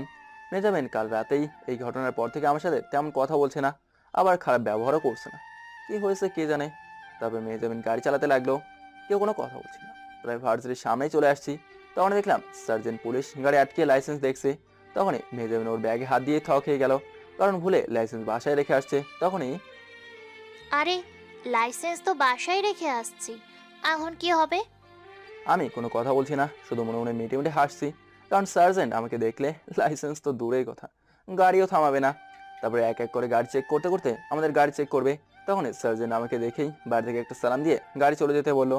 কিন্তু সার্জেন্ট যে আমাকে সালাম দিল তা মেহজাবিন বুঝতে পারেনি, কিন্তু অনেক অবাক হয়ে গাড়ি চালাচ্ছে আর মনে মনে ভাবছে, আরে লাইসেন্স ছাড়া তো গাড়ি আটকে জরিমানা করে, কিন্তু গাড়ি আটকাবে তো দূরের কথা, উল্টো সালাম দিল, ব্যাপারটা কি? তারপর ভার্সিটির ভেতরে গাড়ি পার্কিং করেই, আকাশ, তুমি গাড়িতে থাকো, আর এই নাও, এটা দিয়ে ক্যান্টিন থেকে দুপুরে কিছু খেয়ে নিও। জি আচ্ছা। তারপর মেহজাবিন ভার্সিটির ভেতরে হেঁটে চলে যাচ্ছে, আমিও গাড়ি থেকে নেমে ওর হেঁটে যাওয়া দেখছি। আসলে কবি ঠিকই বলেছেন, মেয়েদের মন বোঝা বড়ই দায়। তারপর কিছুক্ষণ হাঁটাহাঁটি করতেই মন পড়লো, আরে আমার তো একটা বাটন ফোন লাগবে। তাই সঙ্গে সঙ্গে মামুনকে কল দিলাম। হ্যাঁ দোস্ত বল। দোস্ত, তুই একটা ভালো বাটন ফোন কিনে ইস্ট ওয়েস্ট ভার্সিটিতে চলে আয়। ঠিক আছে দোস্ত, আমি কিছুক্ষণের মধ্যেই আসছি। ঠিক আছে দোস্ত, আয়। বলে কলটা কেটে দিলাম। ওইদিকে মেহজাবিন ক্লাসে যেতেই ওর বান্ধবীগুলো ওকে ঘিরে ধরলো। তার মধ্যে তন্নি বলে উঠলো, মেহজাবিন, তোদের বাড়ির চাকর মানে আকাশ, ছেলেটা কিন্তু অনেক ভদ্র। কথাটা শুনে মেহজাবিন তন্নির দিকে তাকিয়ে আছে। মেহজাবিন, তন্নি কিন্তু ঠিকই বলেছে। আর হ্যাঁ, ছেলেটার চলাফেরা কথাবার্তা দেখে মনে হয় না গরিব ঘরের ছেলে। আমারও প্রথম থেকে সন্দেহ হচ্ছিল, কিন্তু ওকে জিজ্ঞেস করতেই ও বলল ও নাকি ছোট থেকে ঢাকায় বড় হয়েছে, তাই ও আমাদের মতো কথা বলে। কিন্তু আজকে আসার সময় একটা অবাক করা ঘটনা ঘটেছে। কি অবাক করা ঘটনা? আরে তোরা তো জানিসই, লাইসেন্স না থাকলে সার্জেন্ট জরিমানা করে। হ্যাঁ, তাই তো করবেই। আরে এখানেই তো অবাক করা বিষয়, আমি ভুলে আমার লাইসেন্স বাসায় রেখে আসছি, তখন আকাশ আমার পাশে বসা ছিল, কিন্তু সার্জেন্ট আমার লাইসেন্স চেক করো তো দূরের কথা, উল্টো সালাম দিয়ে গাড়ি ছেড়ে দিল। কি বলিস? আমার মনে হয় এখানে কোনো একটা গন্ডগোল আছে। হ্যাঁ হ্যাঁ, আমারও মনে হয় কোনো একটা গন্ডগোল আছে। কিন্তু সেই গন্ডগোলটা কি হতে পারে? খুঁজে দেখ কি হতে পারে। কিন্তু কিভাবে? আরে শোন, আমরা ওকে কোথাও নিয়ে যাব, এই ধর রেস্টুরেন্টে। তারপর আমরা অনেক খাবো অ্যান্ড ওকেও খাওয়াবো, কিন্তু খাওয়া শেষে আমি বিলটা দিতে যাব, তখনই তুই বলবি, বিলটা তুই দিবি। তারপর আমি আর তন্নি তোদের কাছ থেকে বিদায় নিয়ে চলে আসবো। এতে কি হবে? হ্যাঁ, এতে কি হবে? আরে আগে শোন, তারপর আমি আর তন্নি চলে আসার পর তুই ব্যাগ হাতে নিয়ে বলবি তুই টাকা আনতে ভুলে গেছিস। তারপর দেখবি ও কি বলে। তারপর না হয় ওকে রেখে 1 ঘন্টার জন্য ওখান থেকে চলে আসবি। টাকা ছাড়া তো ও তোকে বের হতে দিবে না। যদিও টাকা না দিয়ে দেয় তাহলে বুঝতে হবে এখানেই গন্ডগোল আছে। আরে বিথি, তোর মাথায় এত বুদ্ধি, আগে তো জানতাম না। উফ, দারুণ একটা আইডিয়া দিয়েছিস। তাহলে চল আজকে ক্লাস করেই যাই। হ্যাঁ, ঠিক বলেছিস, ক্লাস শেষ করেই যাব। তারপর ক্লাসে স্যার আসার পরেই ওরা ক্লাস করতে লাগলো। এদিকে কিছুক্ষণ পরে মাউন্ট ভার্সিটির সামনে এসে আমাকে কল দিল। হ্যাঁ মামুন, কোথায় তুই? এই তো, হ্যাঁ হ্যাঁ, তোকে দেখেছি। বলেই কল কেটে দিল। তারপর আমি পেছনে তাকাতে দেখি মামুন আসছে। কিরে দোস্ত, কি খবর তোর? এই তো আলহামদুলিল্লাহ ভালো, তোর কি খবর? এই তো আলহামদুলিল্লাহ। এই নে তোর বাটন ফোন। আর হ্যাঁ, এখন বল, কেমন চলছে তোর দিনকাল? এই তো ভালোই। দোস্ত, রাতে একটা ঘটনা ঘটেছিল, শুনবি? আরে শুনবো না মানে? বল বল, কি ঘটেছিল? তাহলে শোন। সব মামুনকে বললাম। দোস্ত বলিস কি? বলে হা হা করে হাসতে লাগলো। আরে তারপর থেকে আমার ভালো ব্যবহার শুরু করছে। দোস্ত, আমার মনে হয় ও তোর প্রতি কিছুটা দুর্বল হয়েছে। হ্যাঁ মনে হয়। কিন্তু দোস্ত, সামনে মনে হয় মেহজাবিন তোর কোনো পরীক্ষা নিতে পারে, সাবধানে চলিস। আমারও মনে হয়। দোস্ত, একটু পরেই ওদের ক্লাস শেষ হবে, আমি বরং এখন যাই, রাতে কথা হবে। ঠিক আছে দোস্ত, যা, রাতে কথা হবে। তারপর মামুন চলে গেল। আর ক্ষুধাও লেগেছে অনেক, তাই ক্যান্টিনে গেলাম কিছু খেতে। কি খাবো ভেবে একটা বার্গার অর্ডার দিলাম। তারপর বার্গার দিতেই খাওয়া শুরু করলাম। তারপর খেয়ে গাড়ির কাছে গিয়ে বাটন মোবাইলটার ভেতরে আমার সিম কার্ডটা ভরতেই দেখি মেজাবেন আর ওর 2 বান্ধবী তন্নি আর বেথি আসছে। সরাসরি মোবাইলটা পকেটে রেখে দিলাম। আকাশ, তোমার পকেটে ওটা কি? কই, কিছু না তো। কিছু না মানে? আমি এখনই দেখলাম তুমি আমাদের দেখে কিছু লুকিয়েছো। কি আর করার, দেখেই যখন ফেলেছে তখন বের করেই দেখাই। না মানে এই মোবাইলটা। ও, তাই বলো, আমি ভাবলাম কি নাকি। তখন এই তন্নি বলে উঠলো, আরে সেদিন না আপনি বলেছিলেন মোবাইল চালান না, তাহলে এখন মোবাইল আসলো কোথা থেকে? না মানে এমনিই বলেছিলাম। আরে বাদ দে, খুব ক্ষুধা লেগেছে, চল কোথাও গিয়ে খেয়ে আসি। হ্যাঁ চল, আমারও অনেক ক্ষুধা লাগছে। ঠিক আছে, তোরা পেছনে বস, আকাশ আমার সাথেই বসবে। তারপর তন্নি আর বেথি পেছনে বসলো আর আমি মেহজাবিনের সাথে বসলাম। তারপর মেহজাবিন গাড়ি স্টার্ট দিল। কেউ কোনো কথা বলছে না, মেহজাবিন চুপচাপ গাড়ি চালাচ্ছে আর লুকিং গ্লাসে আমার দিকে তাকিয়ে মুসকে মুসকে হাসছে। কিন্তু আমাকে বুঝতে দিচ্ছে না, কিন্তু আমি তো ঠিকই বুঝতে পারছি। তবুও না দেখার ভান করে সোজা তাকিয়ে আছি। তারপর কিছুক্ষণ পরে একটা রেস্টুরেন্টের সামনে এসে গাড়িটা পার্কিং করলো। সরাসরি তন্নি আর বেথি নেমে পড়লো। মেহজাবিন নেমেই, আকাশ নামো। জি বলে গাড়ি থেকে নেমে পড়লাম। তখনই মেহজাবিন বলল, আকাশ চলো। আমিও আসবো? হ্যাঁ, আমাদের তো ক্ষুধা লেগেছে, আর তোমারও তো মনে হয় লেগেছে। সেই সকালে খেয়ে আসছো, এখনো তো কিছুই খাওনি। আমি যে খেয়েছি তা আর বললাম না। চলো চলো বলেই ভেতরে যেতে লাগলো। তখনই ওর এই ব্যবহার দেখে আমার একটু একটু সন্দেহ হতে লাগলো, কিন্তু তবুও আমি ওদের পেছন পেছন রেস্টুরেন্টের ভেতরে গেলাম। তারপর তন্নি, বিথি আর মেহজাবিন একসাথে বসে আমাকে ওদের সামনে চেয়ারে বসতে বললো। কি আর করার, ওদের সামনে চেয়ারেই বসলাম। তারপর মেহজাবিন ওয়েটারকে ডেকে খাবারের অর্ডার দিল। আমি চুপচাপ বসে আছি আর মনে মনে ভাবছি হয়তো ওরা কোনো একটা ফোন দিয়ে এসেছে আমাকে নিয়ে, কিন্তু কি সেই ফোন দি আমাকে বুঝতেই হবে। তারপর ওয়েটার 4 জনকে খাবার দিয়ে গেল। তখনই আকাশ, খাওয়া শুরু করো। বলে ওরা চামচ দিয়ে খাওয়া শুরু করলো। কিন্তু আমি যদি চামচ দিয়ে খাই তাহলে হয়তো কিছুটা ধরা খেয়ে যেতে পারি, তাই সরাসরি হাত দিয়ে খাওয়া শুরু করলাম। মেজাবিন তা দেখেই, আরে আরে কি করছো, এগুলো চামচ দিয়ে খেতে হয়। ও আচ্ছা, আসলে কখনো খাইনি তো, বলি চামচ হাতে নিয়ে চামচ দিয়ে খেতে লাগলাম। মেজাবিন খাচ্ছে আর কিছুক্ষণ পর পরে আমার দিকে তাকাচ্ছে। তারপর খাওয়া শেষ না হতেই আবার অন্য খাবার অর্ডার দিল। ওটা এসে সেগুলো দিয়ে গেল। তখন আমি মেজাবিনকে বললাম, আমার না পেট ভরে গেছে, আর খেতে পারবো না। আর খেতে পারবে না মানে? তাহলে এগুলো কে খাবে? তাড়াতাড়ি খেয়ে ওঠো। বলেই ওরা আবার খেতে শুরু করলো। ওদের খাওয়া দেখে হা হয়ে তাকিয়ে আছি। ওদের দেখলে মনেই হবে না ওরা এত খেতে পারে, কিন্তু আমিও কম কিসের। ইচ্ছে করলে ওদের তিনজনের খাবার একাই খেয়ে ফেলতে পারি, কিন্তু এতে ওরা খারাপ ভাবতে পারে। তারপর খাওয়া দাওয়া শেষ করে চুপচাপ বসে আছি, আর ওরা কথা বলছে আর হাসছে। তখন এই বিথি বলে উঠলো, এই তোরা বস, আমি বিলটা দিয়ে আসি। বলেই বিথি ক্যাশের দিকে যাবে, তখনই আরে আরে, তুই বিল দিতে যাবি কেন? আমি তো তোদের নিয়ে আসছি। বস, বিলটা আমি দিব। তখনই তন্নি বলল, মেহজাবিন, তাহলে তোরা থাক, আমার একটু কাজ আছে। আরে তুই একাই যাবি নাকি? আমিও যাব, চল। কি রে, তোরা দুজনই চলে যাবি? কি করব বল, একা একা যেতে ভালো লাগে না। আচ্ছা ঠিক আছে, সাবধানে যা। বলার পরেই ওরা চলে যাবে। তখন আমি পেছনে ঘুরে ওদের দিকে তাকাতে দেখলাম বিথি চোখে ইশারা দিয়ে কি যেন মেহজাবিনকে বললো। তখন বুঝে গেলাম আসলে ওদের কোনো একটা ফোন দিয়েছে। তারপর ওরা চলে যাবার পরেই, আচ্ছা আকাশ, তোমার গপ নাই? গপ কি? আরে গাধা, গপ মানে প্রেমিকা। না, আমার কোনো প্রেমিকা নেই। কেন? আসলে সত্যি বলতে গরিবদের প্রেমিকা হয় না। আমি একটা গরিব ঘরের ছেলে, পড়াশোনা ঠিক মতো করিনি, ভালো টাকা পয়সাও নেই, সামনে একটা শার্ট কিনেও পড়তে পারে না। সেই ছেলের প্রেমিকা কোথা থেকে আসবে? অনেক ইমোশনাল হয়েই বললাম কথাগুলো। মেয়ে যাবেন কথাগুলো শুনে আমার দিকে একটা নয়নে তাকিয়ে আছে। আজকাল সবাই টাকাওয়ালা ছেলেকেই চায়, কেউ ভালো মনওয়ালা ছেলেকে চায় না।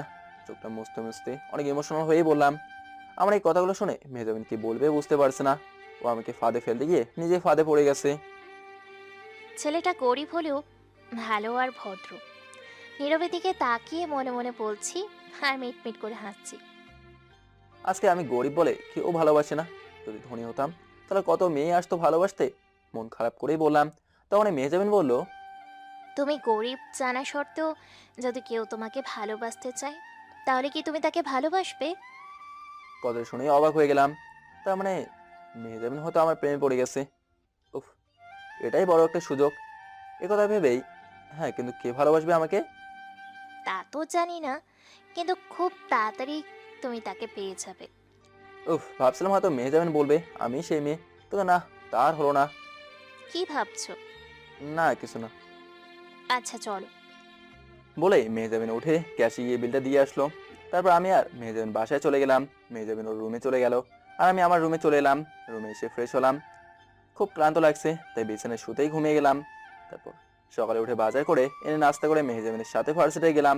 তারপর অনেক জায়গায় ঘুরে ফিরে বাসায় এলাম। এভাবেই 2টা মাস কেটে গেল। আর এর ভেতরে মেহজাবিন আমাকে অনেকটা ভালোবেসে ফেলেছে।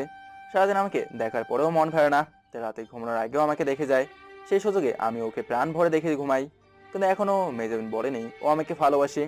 আর আমিও যেই কয় মাসে ওকে কতটা ভালোবেসে ফেলেছি তা আমার নিজেরও জানা নেই, কিন্তু আমিও বলতে পারছি না, শুধু না বোঝার ভান করে যাচ্ছি। আজ শুক্রবার, ভার্সিটি বন্ধ, তাই মেহজাবিনকে নিয়ে ভার্সিটি যাওয়া হবে না। সকাল সকাল বাজার করে নিয়ে আসলাম। তারপর আমার রুমে বসে নাস্তা করছি, তখনই বাবা ফোন দিল। হ্যাঁ বাবা, কেমন আছো তুমি? এই তো বাবা, ভালোই আছি। তুই কেমন আছিস? এই তো বাবা, ভালোই আছি। নীরব, একটা সুখবর আছে। কি সুখবর বাবা? আমাদের এখানে যত বড় বড় বিজনেস আছে সেই বিজনেস সমিতি থেকে কনসার্ট হবে, আর এখানে সব বিজনেসম্যানরা থাকবে। সকল টপ একজন বিজনেসম্যানের তালিকা বের করে পুরস্কার দেবে। এখানে তোকে অবশ্যই থাকতে হবে। ও আচ্ছা, কিন্তু বাবা কনসার্ট কবে হবে? এই তো রবিবার সকাল 10টায়। ও আচ্ছা, ঠিক আছে বাবা, আমি কাল রাতে বাসায় চলে আসবো। ঠিক আছে বাবা, এখন রাখছি। ঠিক আছে বাবা, বলেই কল কেটে দিলাম। কি আর করার, আমাকে তো যেতেই হবে, কিন্তু এখন তো আমাকে ছুটি নিতে হবে। একথা ভেবেই নাস্তা শেষ করলাম। তারপর আমি ড্রয়িং রুমে গিয়ে দেখি আকরাম সাহেব সোফায় বসে খবরের কাগজ পড়ছে।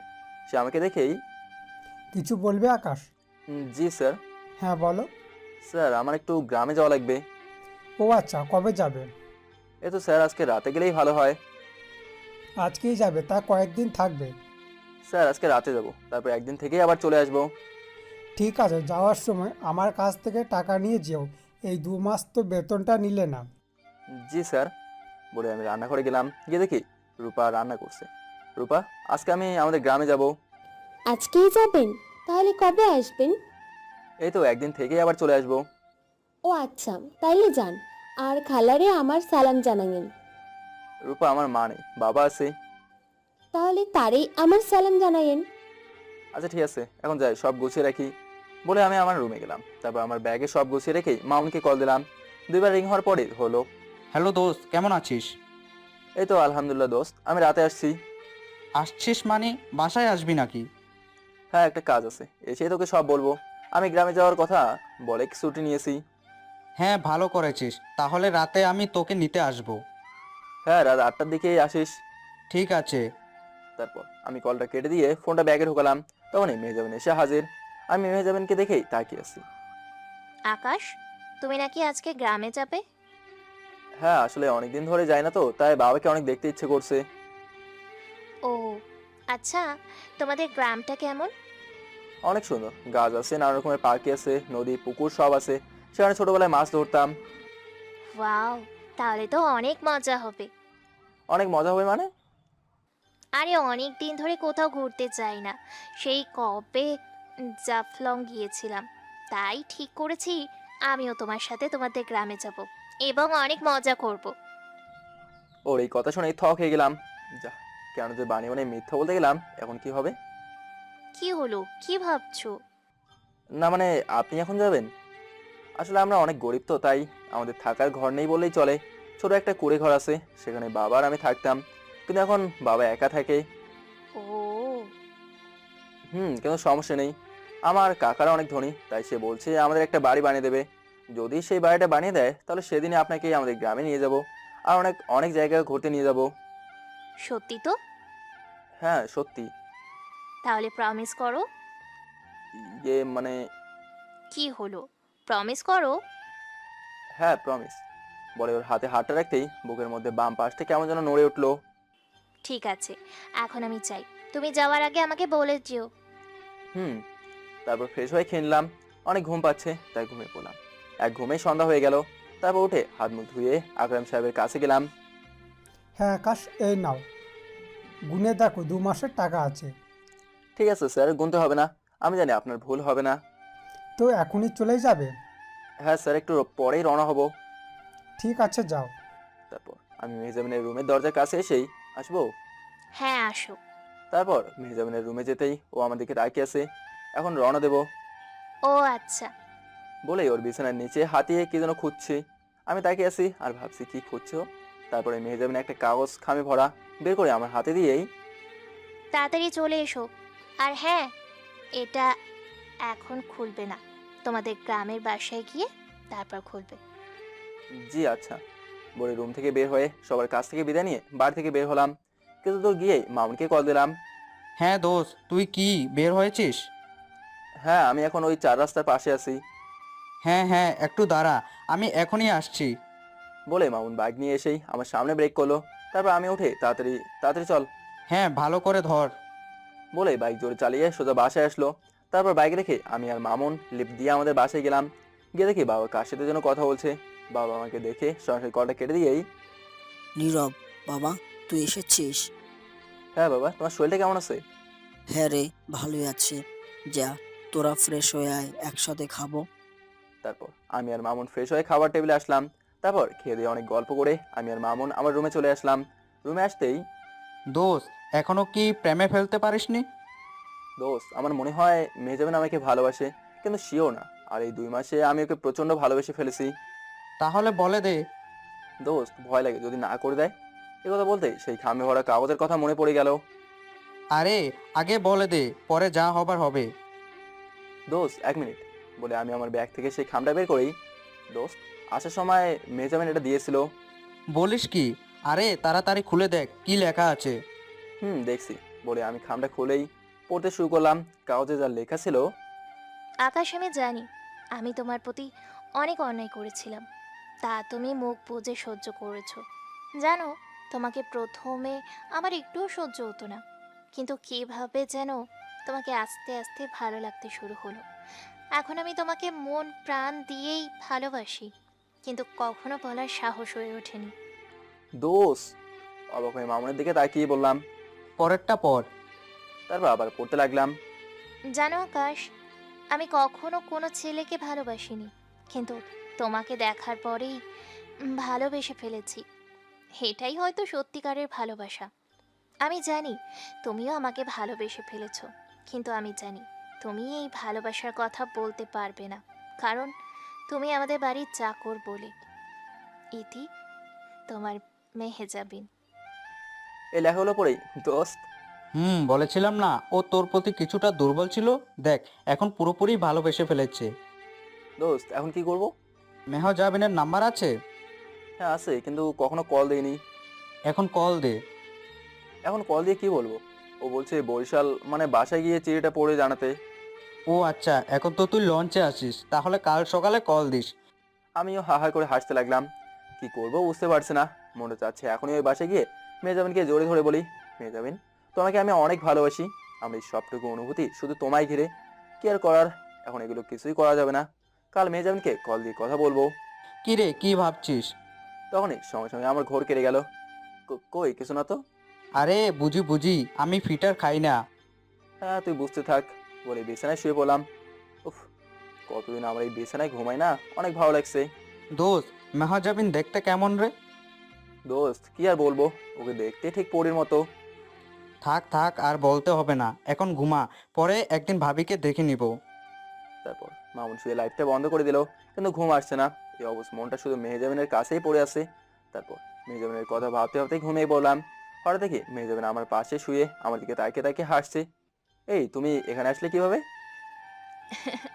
এমনি আসছি, আমি না আসলে কে আসবে? ঠিক তা না, কিন্তু তুমি এখানে। পরে বলবো, আগে জড়িয়ে ধরো। কথাটা শুনে সরাসরি মেহজাবিনকে জড়িয়ে ধরলাম, কিন্তু ওর শরীরটা কেমন যেন শক্ত। তখন হঠাৎ কারো চিৎকারে ঘোর কেটে গেল। সরাসরি তাকে থ খেয়ে গেলাম। ওই ওই, ছাড় ছাড়, ওই শালা আবার। আমি মেহজাবিন না, ছাড়। আমি মামুনকে দেখে ভাবছিকে খেয়েই, দোস্ত তুই? ওই, আমি থাকবো না তো কে থাকবে? এখনই তো মেহজাবিন এখানে শুয়ে শুয়ে আমাকে জোরে ধরতে বললো। গেছে, তোর মাথা গেছে। বলেই ওঠে ওয়াশরুমে চলে গেল। যা, আমি আবার কি করলাম? মেহজাবিন বললো তাই জোরে ধরলাম। তার মানে কি এগুলো সব স্বপ্ন ছিল? উফ, সারা রাতের কথা ভাবতে ভাবতে স্বপ্নেও চলে এসেছে। তখন ঘড়ির দিকে তাকিয়ে দেখি 8টা বাজে। তবে আমি অন্য ওয়াশরুমে গিয়ে ফ্রেশ হয়ে আসলাম। এসে দেখি মামুন রেডি হয়ে সোফায় বসে আছে। দোস্ত তুই নাস্তার টেবিলে গিয়ে বস, আমি রেডি হয়ে আসছি। ঠিক আছে, তাড়াতাড়ি আয়। বলে মামুন চলে গেল। আজকে আবার কনসার্টে যেতে হবে, তাই কোট বুট পরে রেডি হলাম। তারপর আমি নাস্তা করতে টেবিলের সামনে যেতেই, খিরে দোস্ত, কোট পরায় তো তোকে পুরাই হিরো লাগছে। থাক আর পাম দিতে হবে না। আরে বাবা কোথায়? স্যার উনি তো রেডি হইতেছে। বলার সঙ্গে সঙ্গে বাবা এসে হাজির। বাবা তাড়াতাড়ি নাস্তা করো, হাতে বেশি সময় নেই। আরে সমস্যা নেই, আমার কোম্পানির চেয়ারম্যান এখন তুই, তাই তুই গেলেই হবে। আমি শুধু শুধু গিয়ে ক্লান্ত হব কেন? তুই বরং মামুনকে সাথে নিয়ে যা। আর শোন, আমাদের ম্যানেজার সাহেব আরো অনেক সেখানে আগে থেকেই উপস্থিত আছে। ঠিক আছে বাবা, বলে নাস্তা করা শুরু করলাম। তারপর নাস্তা করে আমি আর মামুন বাবার দোয়া নিয়ে নিচে নেমে এলাম। কিরে, আমি তো কিছুই বুঝতে পারছি না, কোথায় যাবি, অফিসে নাকি? আরে তোকে তো বলাই হয়নি, শোন সব বললাম মামুনকে। ওয়াও দোস্ত, তোদের কোম্পানি যদি টপ 1 এসে যায় তাহলে দেখিস তোদের কোম্পানির নাম আরো উজ্জ্বল হয়ে উঠবে। আরে দোস্ত, তার জন্যই তো এত কষ্ট করে বাবা ধীরে ধীরে আমাদের এই প্রতিষ্ঠানটা এত বড় করছে। যাই হোক, এখন বাইরে দাঁড়া, আমি আমার বাইকটা নিয়ে আসি। আচ্ছা।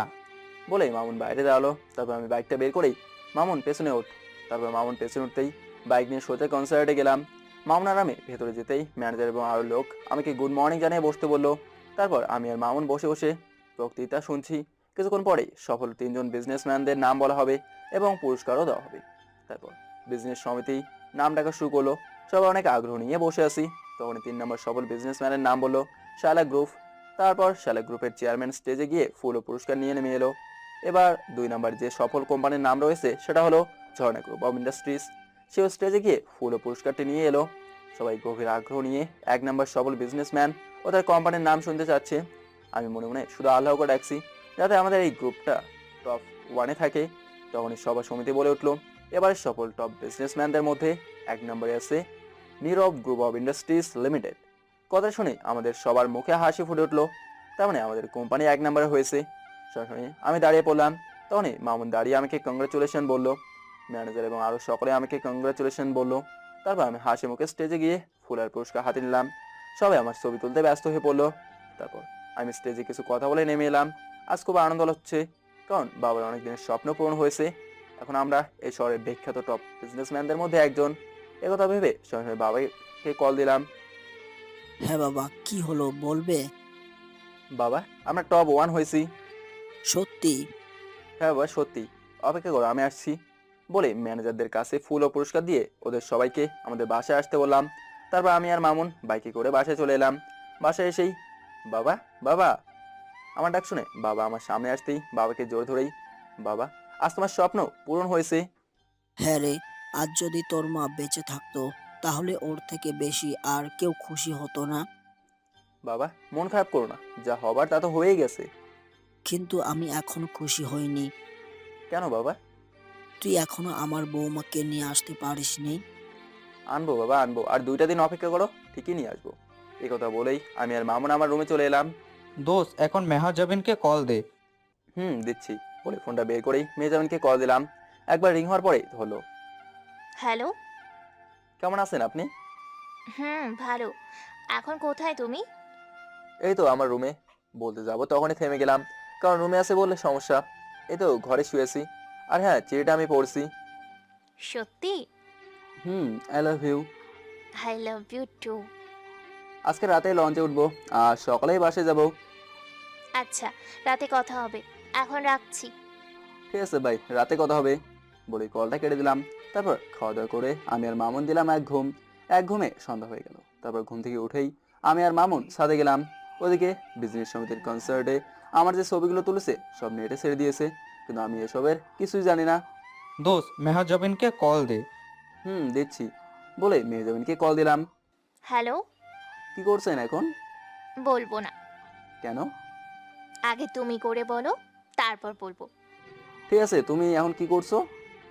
ঘুম থেকে উঠলাম। তুমি? এই তো একটু আগে ঘর থেকে রওনা দিলাম, একটু পরে লঞ্চে উঠবো। আমার কথা শুনে মামুন হাসছে। ও, তাহলে রওনা দিয়ে দিয়েছো? হ্যাঁ, তোমাকে ছাড়া কিভাবে থাকি, খুব একা একা লাগছিল, তাই তাড়াতাড়ি আসার জন্য রওনা দিয়ে দিলাম। এত ভালোবাসো আমাকে? হ্যাঁ, অনেক ভালোবাসি। মেহজাবিন সঙ্গে সঙ্গেই আমাকে একটা উম্মা দিয়ে দিল। তারপর অনেক কথা বলে কলটা কেটে দিলাম। খুব ইচ্ছে করছে আজকে রাতে মেহজাবিনকে জোরে ধরে ঘুমাতে, কিন্তু আজকে তো যাওয়া যাবে না, তাই কাল সকালে যাব। তারপর আমি আর মামুন অনেকক্ষণ গল্প করে ভেতরে গেলাম। তারপর খেয়ে রুমে চলে গেলাম ঘুমাতে। তারপর সকালে উঠে নাস্তা করে রেডি হলাম মেহজাবিনদের বাসায় যাওয়ার জন্য। বাবার কাছে বিদায় নিয়ে মামুনের সাথে চলে আসলাম মেহজাবিনদের বাড়ির সামনে। তারপর মামুন আমাকে মেহজাবিনদের বাসার একটু দূরে নামিয়ে দিয়ে চলে গেল। তারপর হেঁটে হেঁটে বাসায় গিয়ে, রূপা, এ রূপা, আমি এসে গেছি। আমার কণ্ঠ পেয়ে রূপা দৌড়ে এসেই, আরে ভাইয়া, এত তাড়াতাড়ি চলে আসলেন যে? আরে তোমাদের সেরে ভালোই লাগে না, তাই চলে আসলাম। ভাইয়া, আপনি ঘরে যান, আমি আইতাছি। তারপর আমি আমার রুমে চলে গেলাম। রুমে গিয়ে ব্যাগ থেকে প্যান্ট আর শার্ট বের করছিলাম, তখনই মেহজাবিন পেছন থেকে দৌড়ে এসে আমাকে জড়িত হলো। এই কে কে? আমি? তা তো বুঝলাম, কিন্তু এই সময় এভাবে কেউ দেখে ফেলে সমস্যা হবে তো? হলে হোক, আমি আমার বয়ফ্রেন্ডকে জড়িয়ে ধরেছি, এতে কার কি? বলার সঙ্গে সঙ্গেই রূপা এসে হাজির। রূপা আমার জন্য কাছে গ্লাসে করে পানি নিয়ে ঘরে ঢুকেই থক হয়ে গেল। রূপা দেখলো মেহজাবিন আমাকে জোরে ধরে আছে আর মিষ্টি মিষ্টি কথা বলছে। এগুলো দেখে রূপার হাত থেকে পানির গ্লাসটা ঠাস করে ফ্লোরে পড়ে গেল। সঙ্গে সঙ্গে মেহজাবিন আমাকে ছেড়ে দিয়েই চমকে উঠলো। আমিও চমকে উঠলাম। আপু, আপনি? সঙ্গে সঙ্গে মেহজাবিন রূপার হাত ধরেই, রূপা প্লিজ, এইগুলো যাতে কেউ না জানে, তুই কাউকে বলিস না প্লিজ। আপু, স্যার যদি জানে তাহলে কি হইব আপনি বুঝতে পারতেছেন? দেখ রূপা, আমি আকাশকে ভালোবাসি আর আকাশও আমাকে ভালোবাসে। আপু, আমি কাউকে বলবো না, ঠিক আছে, কিন্তু একটা কথা বলি। হ্যাঁ হ্যাঁ বল। আপু, আকাশ ভাইয়া অনেক ভালো একটা মানুষ, তারে কষ্ট দিয়েন না। আর আপনাদের সম্পর্ক স্যার কখনোই মাইনা নিব না। যা করবেন ভাইবা চিন্তা করবেন, নাইলে আকাশ ভাইয়া তো কষ্ট পাবেই, সাথে আপনিও অনেক কষ্ট পাবেন। তুই ঠিক বলছিস রূপা, তাই আমি ঠিক করেছি আগামীকাল শুক্রবার আকাশকে বিয়ে করব। তারপর বাবার সামনে আকাশকে দাঁড় করালে বাবা কিছুই না করতে পারবে না। কথাটা শুনেই মনের মধ্যে লাড্ডু ফুটতে লাগলো। উফ, এই সুযোগ যে করেই হোক মেহজাবিনকে পটিয়ে বিয়ে করতেই হবে। ঠিক আছে আপু, আমি আপনাকেও সাহায্য করব, কিন্তু এখন আপনি যান, স্যার দেখলে খারাপ ভাবতে পারে। ঠিক আছে বলেই মেহজাবিন চলে গেল। আকাশ ভাইয়া, শুক্রবার আইতে আরো 4 দিন বাকি আছে। এই কয়দিন ভালো মতো চললেন, স্যার কোনো মতেও যাতে সন্দেহ না করতে পারে।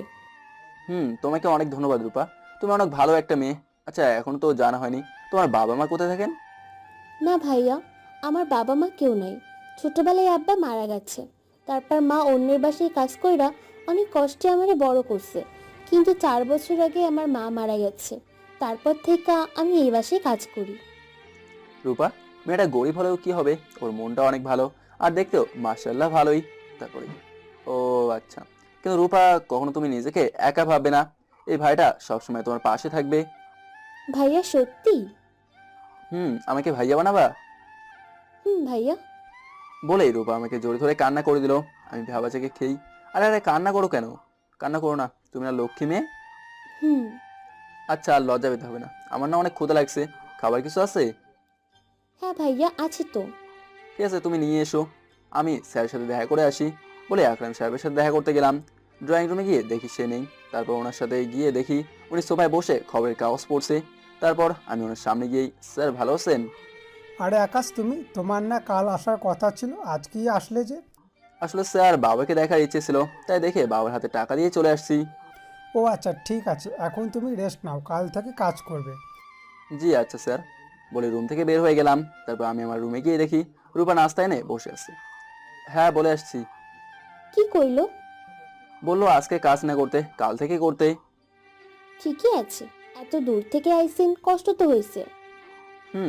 বলে নাস্তা খেতে লাগলাম। তারপর নাস্তা করার শেষে রূপা প্লেট আর বাড়ি নিয়ে চলে গেল। তখনই মেহজাবিন এসেই, আকাশ, চলো ভার্সিটিতে যাব। আচ্ছা চলো বলার সঙ্গে সঙ্গে মেহজাবিন দৌড়ে এসে আমাকে শক্ত করে জড়িয়ে ধরলো। আরে আরে, কি করছো? সারো, তোমার বাবা দেখলে সমস্যা হবে। আচ্ছা ঠিক আছে, আসো। চলো। তারপর আমি আর মেহজাবিন ওর ভার্সিটিতে গেলাম।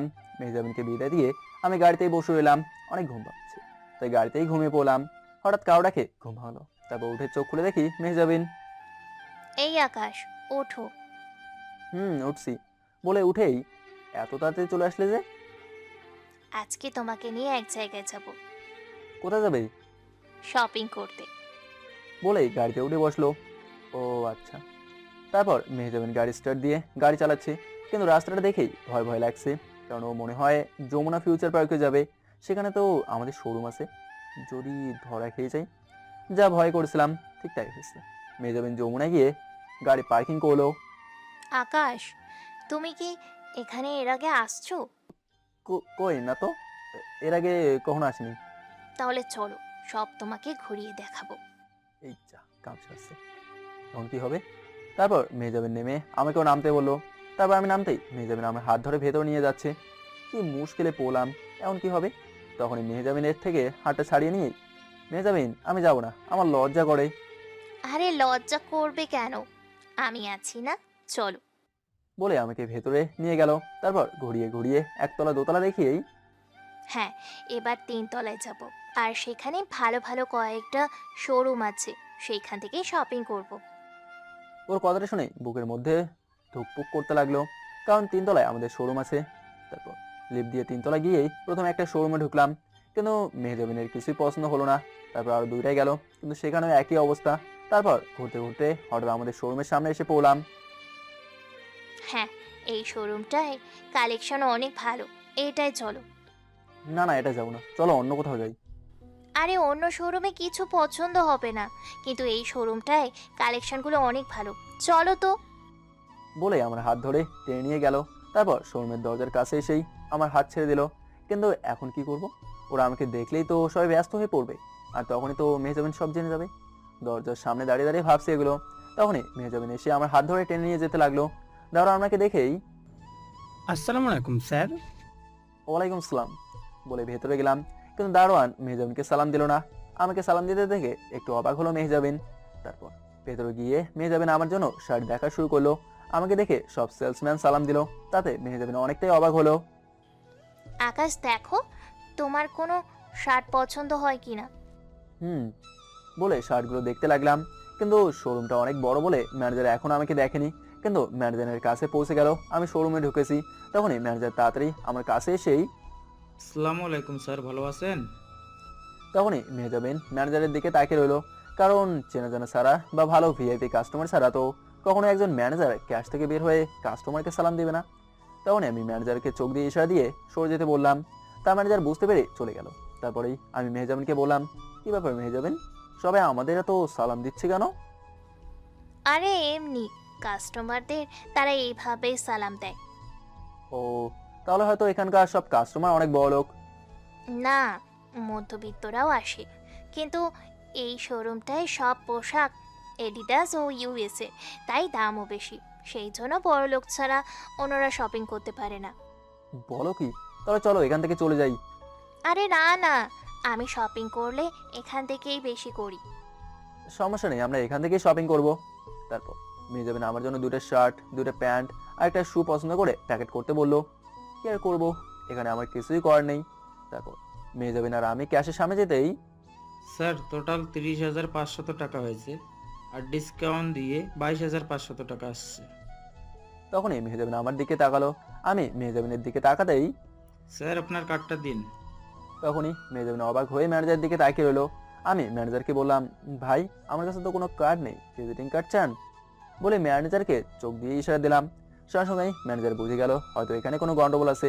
তাই ম্যানেজার বলল, ও আচ্ছা, সরি স্যার। ম্যাম সরি, আপনি কি কার্ডে পেমেন্ট করবেন না ক্যাশ? না না, ইটস ওকে, ক্যাশ দিব।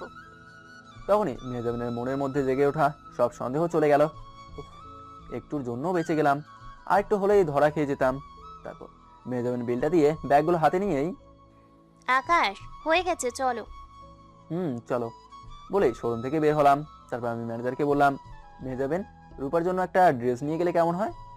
ও আচ্ছা, রূপার কথা তো আমার মনেই নেই। চলো রূপার জন্য একটা ভালো দেখে ড্রেস নিয়ে যাই। চলো বলে অন্য একটা শোরুম থেকে সুন্দর একটা ড্রেস রূপার জন্য নিলাম। সেই টাকাটাও মেহজাবিনই দিল। তারপর গ্রাউন্ড ফ্লোরে গিয়ে একটা রেস্টুরেন্টে মেহজাবিন ঢুকবে। তখন আমি বললাম, আরে আরে এখন আমরা কোথায় যাচ্ছ? খুব ক্ষুধা লাগছে। ও আচ্ছা, তাহলে চলো। তারপর মেহজাবিন আর আমি ভেতরে গিয়ে টেবিলে বসতেই ওয়েটার আসলো। মেহজাবিন খাবারের অর্ডার দিল, তারপর চলে গেল খাবার আনতে। তখনই মেহজাবিন বললাম, আচ্ছা এত টাকা নষ্ট করার কি দরকার ছিল? এর থেকে ভালো হতো কম দামে একটা মার্কেটে যেতাম, 4-5 হাজার টাকার মধ্যেই সব কেনা হয়ে যেত। তুমি কি পাগল? তোমার জন্য শপিং করব, তাও আবার লোকাল মার্কেট গিয়ে? গেলে কি হতো? এই যে দেখো, আমি এখন 400 টাকার শার্ট পরে আছি আর প্যান্টের দাম 600 টাকা। উফ, তোমাকে কিভাবে বোঝাই? 2 দিন পর তুমি আমার হাজবেন্ড হবা, আর তুমি কি না কম দামি পোশাক পরবে? হ্যাঁ, তো সমস্যা কি? অনেক সমস্যা আছে। আমার বন্ধুরা দেখলে কি বলবে? আচ্ছা বাবা, ঠিক আছে। বলার পরেই ওয়েটার খাবার নিয়ে আসলো। তারপর দুজনের খাওয়া শেষ হতেই মেহজাবিন বিল দিতে যাবে। তখন আমি মেহজাবিনের হাত ধরেই, সবই তো তুমি দিলে, এইবার টাকাটা আমি দেই, আমার কাছে 3000 টাকা আছে। আচ্ছা দাও। ঠিক আছে বলে বিলটা দিয়ে আসলাম। তারপর আমি আর মেহজাবিন বাসায় চলে আসলাম। মেহজাবিনকে সোজা ওর রুমে চলে যেতে বলে আমিও আমার রুমে চলে আসলাম। তারপর রূপাকে ডাকতেই রূপা চলে আসলো। এই যে রূপা, দেখো পছন্দ হয়েছে কিনা। ওর হাতে ড্রেসের ব্যাগটা দিয়ে বললাম, এটাতে কি আছে ভাইয়া? এটাতে তোমার জন্য একটা ড্রেস আছে। আপনি কিনছেন? বলেই ব্যাগটা খুলে ড্রেসটা বের করেই, বা ভাইয়া, ড্রেসটা তো অনেক। তোমার পছন্দ হয়েছে? হ্যাঁ, অনেক পছন্দ হয়েছে। এটা তোমাকে মেহজাবিন কিনে দিয়েছে, এ দেখো আমাকেও কিনে দিয়েছে। আমি ব্যাগগুলো দেখিয়ে বললাম, ভাইয়া, আমি এটা পরে আসি? হ্যাঁ তোমারই তো, পরে দেখো কেমন হয়েছে। বলার সঙ্গে সঙ্গেই দৌড়ে চলে গেল। আসলে রূপা এমন ড্রেস কখনো পরেনি, তাই অনেক খুশি হয়েছে। তারপর আমি পকেট থেকে বাটন ফোনটা বের করে মামুনিকে কল দিলাম। 3বার রিং হওয়ার পরে রিসিভ করলো। হ্যাঁ দোস্ত, বল। রে কি হয়েছে, ফোন ধরতে এত দেরি হলো কেন? দোস্ত, আজকে আদিবা আমার সাথে ব্রেকআপ করে দিছে। মানে কি, ব্রেকআপ করা কি এতই সোজা? ওকে তোকে ভালোবাসতো না? দোস্ত বাসতো, কিন্তু হঠাৎ করে ও আমাকে বলল ওর বাবা নাকি ওর বিয়ে ঠিক করেছে, আর ও আমাকে সোজা বলে দিয়েছে ও নাকি ওই ছেলেকেই বিয়ে করবে। দোস্ত এটা কোনো কথা? দোস্ত, আমি ওকে অনেক ভালোবাসি, ওর পেছনে আমি অনেক টাকা ব্যয় করেছি, এখন কি করব বল? দোস্ত তোকে একটা কথা বলি, আদিবাকে প্রথম দেখাতে আমার ভালো লাগেনি, ওকে দেখার পরেই মনে হয়েছে ও তোকে ব্যবহার করছে। দোস্ত তুই আগে বলিসনি কেন? আর তুই পাগল নাকি? আমার জাস্ট মনে হয়েছিল। দোস্ত এখন কি করব? এখন আর কি করবি, আদিবা একটা লোভী মেয়ে, তাই ওর কথা ভেবে মন খারাপ না করে তুই আরেকটা পটিয়ে নে। দোস্ত যদি আবার আদিবার মতো হয়ে যায় তখন? তাও তো কথা। আচ্ছা দোস্ত, তোকে একটা কথা বলি, রাগ করবি না তো? আরে কি বলিস বল। দোস্ত, আমি যদি তোর জন্য একটা ভালো মেয়ে দেখি, তুই পছন্দ করবি? মানে কোথায় থাকে মেয়েটা? যেখানেই থাকুক, মেয়েটা গরিব কিন্তু ওর মনটা অনেক ভালো, দেখতে মাশাল্লাহ ভালোই, খুব মায়াবী দেখতে। রূপার কথাই বলছিলাম। দোস্ত মেয়েটা গরিব? হ্যাঁ দোস্ত, গরিব। আর আদিবা তো ধনী ছিল, ওর মনটা কেমন তা তো দেখলি। দোস্ত সত্যি কি মেয়েটা ভালো? দোস্ত, তুই আমার উপর ভরসা রাখতে পারিস। আসলে মেয়েটার মা বাবা কেউ নেই, ও আমার সাথেই কাজ। তার মানে কাজের মেয়ে? হ্যাঁ, কেন কোনো সমস্যা আছে? দোস্ত প্লিজ এই মেয়েকে বলিস না, অন্য মেয়ে দেখ। শোন, ভালোবাসা কখনো টাকা পয়সা বা ধনী গরিব দিয়ে হয় না, জাস্ট ভালো একটা মন লাগে। কিন্তু সেই মনটা মেজাবিনের আছে। দেখ, মেজাবিন জানে আমি কাজের ছেলে, কিন্তু তবুও ও আমাকে ভালোবাসে। তাহলে তুই এমনটা কিভাবে করতে পারিস? তোদের তো আর টাকা পয়সা কম নেই। তাই বলে? আর বলতে না দিয়ে বললাম, দোস্ত শোন, এই 2 মাস রূপার সাথে মিশে আমি অনেকটাই অবাক হয়েছি। ও গরিব হলেও অনেক ভালো ও কেয়ারিং একটা মেয়ে। ওকে যদি তুই তোর লাইফ পার্টনার করিস, তাহলে দেখবি ও তোকে অনেক ভালোবাসবে, কখনো ছেড়ে যাবে না। তোর বাবা মাকে ও ওর নিজের বাবা মায়ের মতোই দেখবে। আর আমি কি কখনো তোর খারাপ চেয়েছি বল? দোস্ত ঠিক আছে, কিন্তু বাবা মাকে কি জবাব দিব? তোর কিছু বলা লাগবে না, তুই ওকে বিয়ে করবি, তারপর তোর বাবা মাকে যেভাবে বোঝানো লাগে আমি বোঝাবো। ঠিক আছে দোস্ত, তাহলে তুই ওর কয়েকটা ছবি তুলে আমার আইডিতে পাঠিয়ে দে। থ্যাঙ্কস দোস্ত, আমি একটু পরেই পাঠাচ্ছি। বলি কলটা কেটে দিলাম। আপনারা কি ভাবছেন আমি মামুনের জন্য রূপাকে দেখলাম কেন? আসলে রূপা মেয়েটা অনেক ভালো, আর ওকে আমি বোন বানিয়েছি, আর ওকে কথা দিয়েছি সবসময় ওর পাশে থাকবো। আর মামুনকে আমি ছোট থেকেই চিনি, ও রূপাকে অনেক সুখেই রাখবে। তখনই রূপা এসে হাজির। ভাইয়া কেমন লাগতেছে আমারে? ওয়াও, অনেক সুন্দর লাগছে। সুন্দর মতো দাঁড়াও, তোমার কয়েকটা ছবি তুলি। এই নেন ভাইয়া। লাগবে না, তুমি দাঁড়াও। বলে আমি আমার ব্যাগ থেকে আমার আইফোন 11 প্রো বের করলাম। আমার ফোনটা রূপা দেখে অবাক হয়ে গেল। ঠিক মতো দাঁড়াও। জি ভাইয়া। ঠিক মতো দাঁড়ালো, তারপর 4টা ছবি তুললাম। এই ড্রেসে ওকে অনেক সুন্দর লাগছিল। ভাইয়া এই মোবাইল আপনারে কি দিছে? কেন? ভাইয়া আমি এই মোবাইল নেটে দেখছি, অনেক দামি মোবাইল। তুমি ঠিক ধরেছো, কিন্তু এই কথা কেউ যাতে না জানে, এমনকি মেজাবিনও না। ঠিক আছে ভাইয়া। রূপা, তোমার সাথে গুরুত্বপূর্ণ কিছু কথা আছে, এগুলো চেঞ্জ করে আসো, তারপর বলবো। ঠিক আছে ভাইয়া। বলে রূপা চলে গেল। তারপর দরজাটা বন্ধ করেই আমি ফেসবুকে ঢুকে মামুনকে রূপার 4টা ছবি পাঠালাম। তারপর মামুনকে বাটন ফোন দিয়ে কল করলাম। হ্যাঁ দোস্ত বল। মামুন, ফেসবুকে ঢুকে দেখ, রূপার 4টা ছবি পাঠিয়েছি। আচ্ছা ঠিক আছে, আমি এখনই দেখছি। বলে ফোনটা কেটে দিল। তারপর মামুন ফেসবুকে ঢুকে রূপার 4টা ছবি দেখেই ওর রূপাকে পছন্দ হয়ে যায়।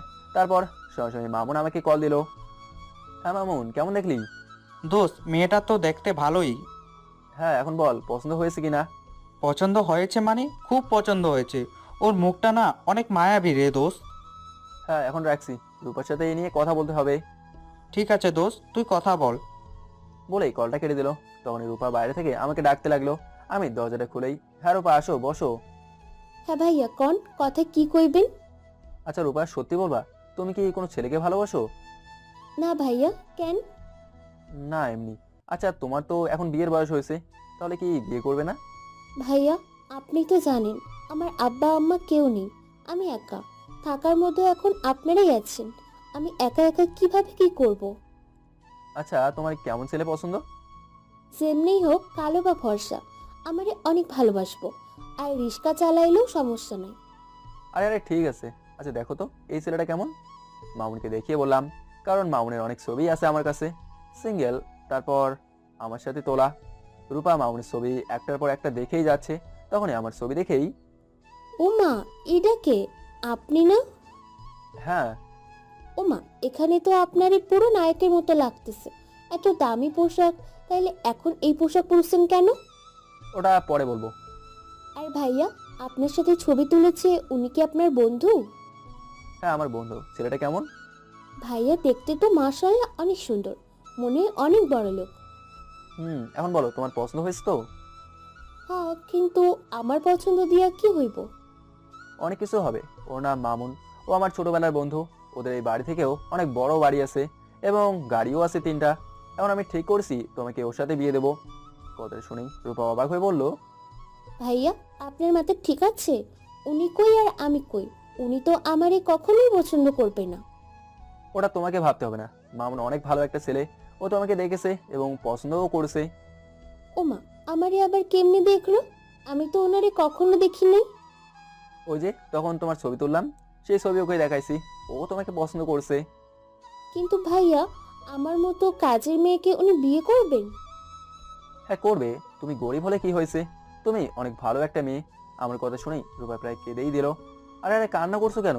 এখন তো তোমার খুশি হওয়ার কথা। হুম। আর কখনো কান্না করবে না। আর শোনো, এই কথা কেউ যাতে না জানে, শুক্রবার মেজাবিন আর আমার বিয়ে হলেই তোমাদের বিয়ে হবে। আর হ্যাঁ, তোমার নাম্বারটা কি মামুনকে দেবো? হুম। ঠিক আছে, এখন তুমি যাও, একটু পরেই মেজাবিন আর স্যার খেতে আসবেন। ঠিক আছে ভাইয়া, আমি গেলাম। তারপর রূপা চলে গেল, আমিও ফোনটা আমার ব্যাগে রেখে দিলাম। তারপর রান্নাঘরে রূপাকে একটু সাহায্য করলাম। তারপর রাতে খেয়ে দিয়ে শুয়ে আসি, কিন্তু ঘুম আসছে না। রাত প্রায় 12টা বাজে, তখন হঠাৎ শুনতে পেলাম কেউ আমাকে ডাকছে। তারপর দরজাটা খুলতেই দেখি মেহজাবিন। সঙ্গে সঙ্গে মেহজাবিন আমার রুমে ঢুকেই দরজা বন্ধ করে দিল। এত রাতে তুমি এখানে? হ্যাঁ আমি। কেন, আমি কি তোমার ঘরে আসতে পারি না? হ্যাঁ পারো, কিন্তু তাই বলে এত রাতে? আমার একা একা ভালো লাগছিল না, তাই চলে এলাম। তোমার বাবা দেখলে কি হবে বুঝতে পারছো? আমি কিছুই বুঝতে চাই না, আমি এখন তোমার বুকে মাথা রেখে ঘুমাবো। কি আর বলবো, মেয়েটা সত্যি একটা পাগলি। আচ্ছা ঠিক আছে, কিন্তু আজান দেওয়ার আগেই তুমি তোমার রুমে চলে যাবে, কেউ যাতে না দেখে। ঠিক আছে। তারপর আমি আর মেহজাবিন শুয়ে পড়লাম। মেহজাবিন ঠিক বাচ্চাদের মতো করে আমার বুকে মাথা রেখে জড়িয়ে ধরে ঘুমিয়ে আসে। এই প্রথম কেউ আমাকে এইভাবে জড়িয়ে ধরে ঘুমিয়ে আসে। নিজের অজান্তেই কেমন যেন ভালো লাগে কাজ করছে।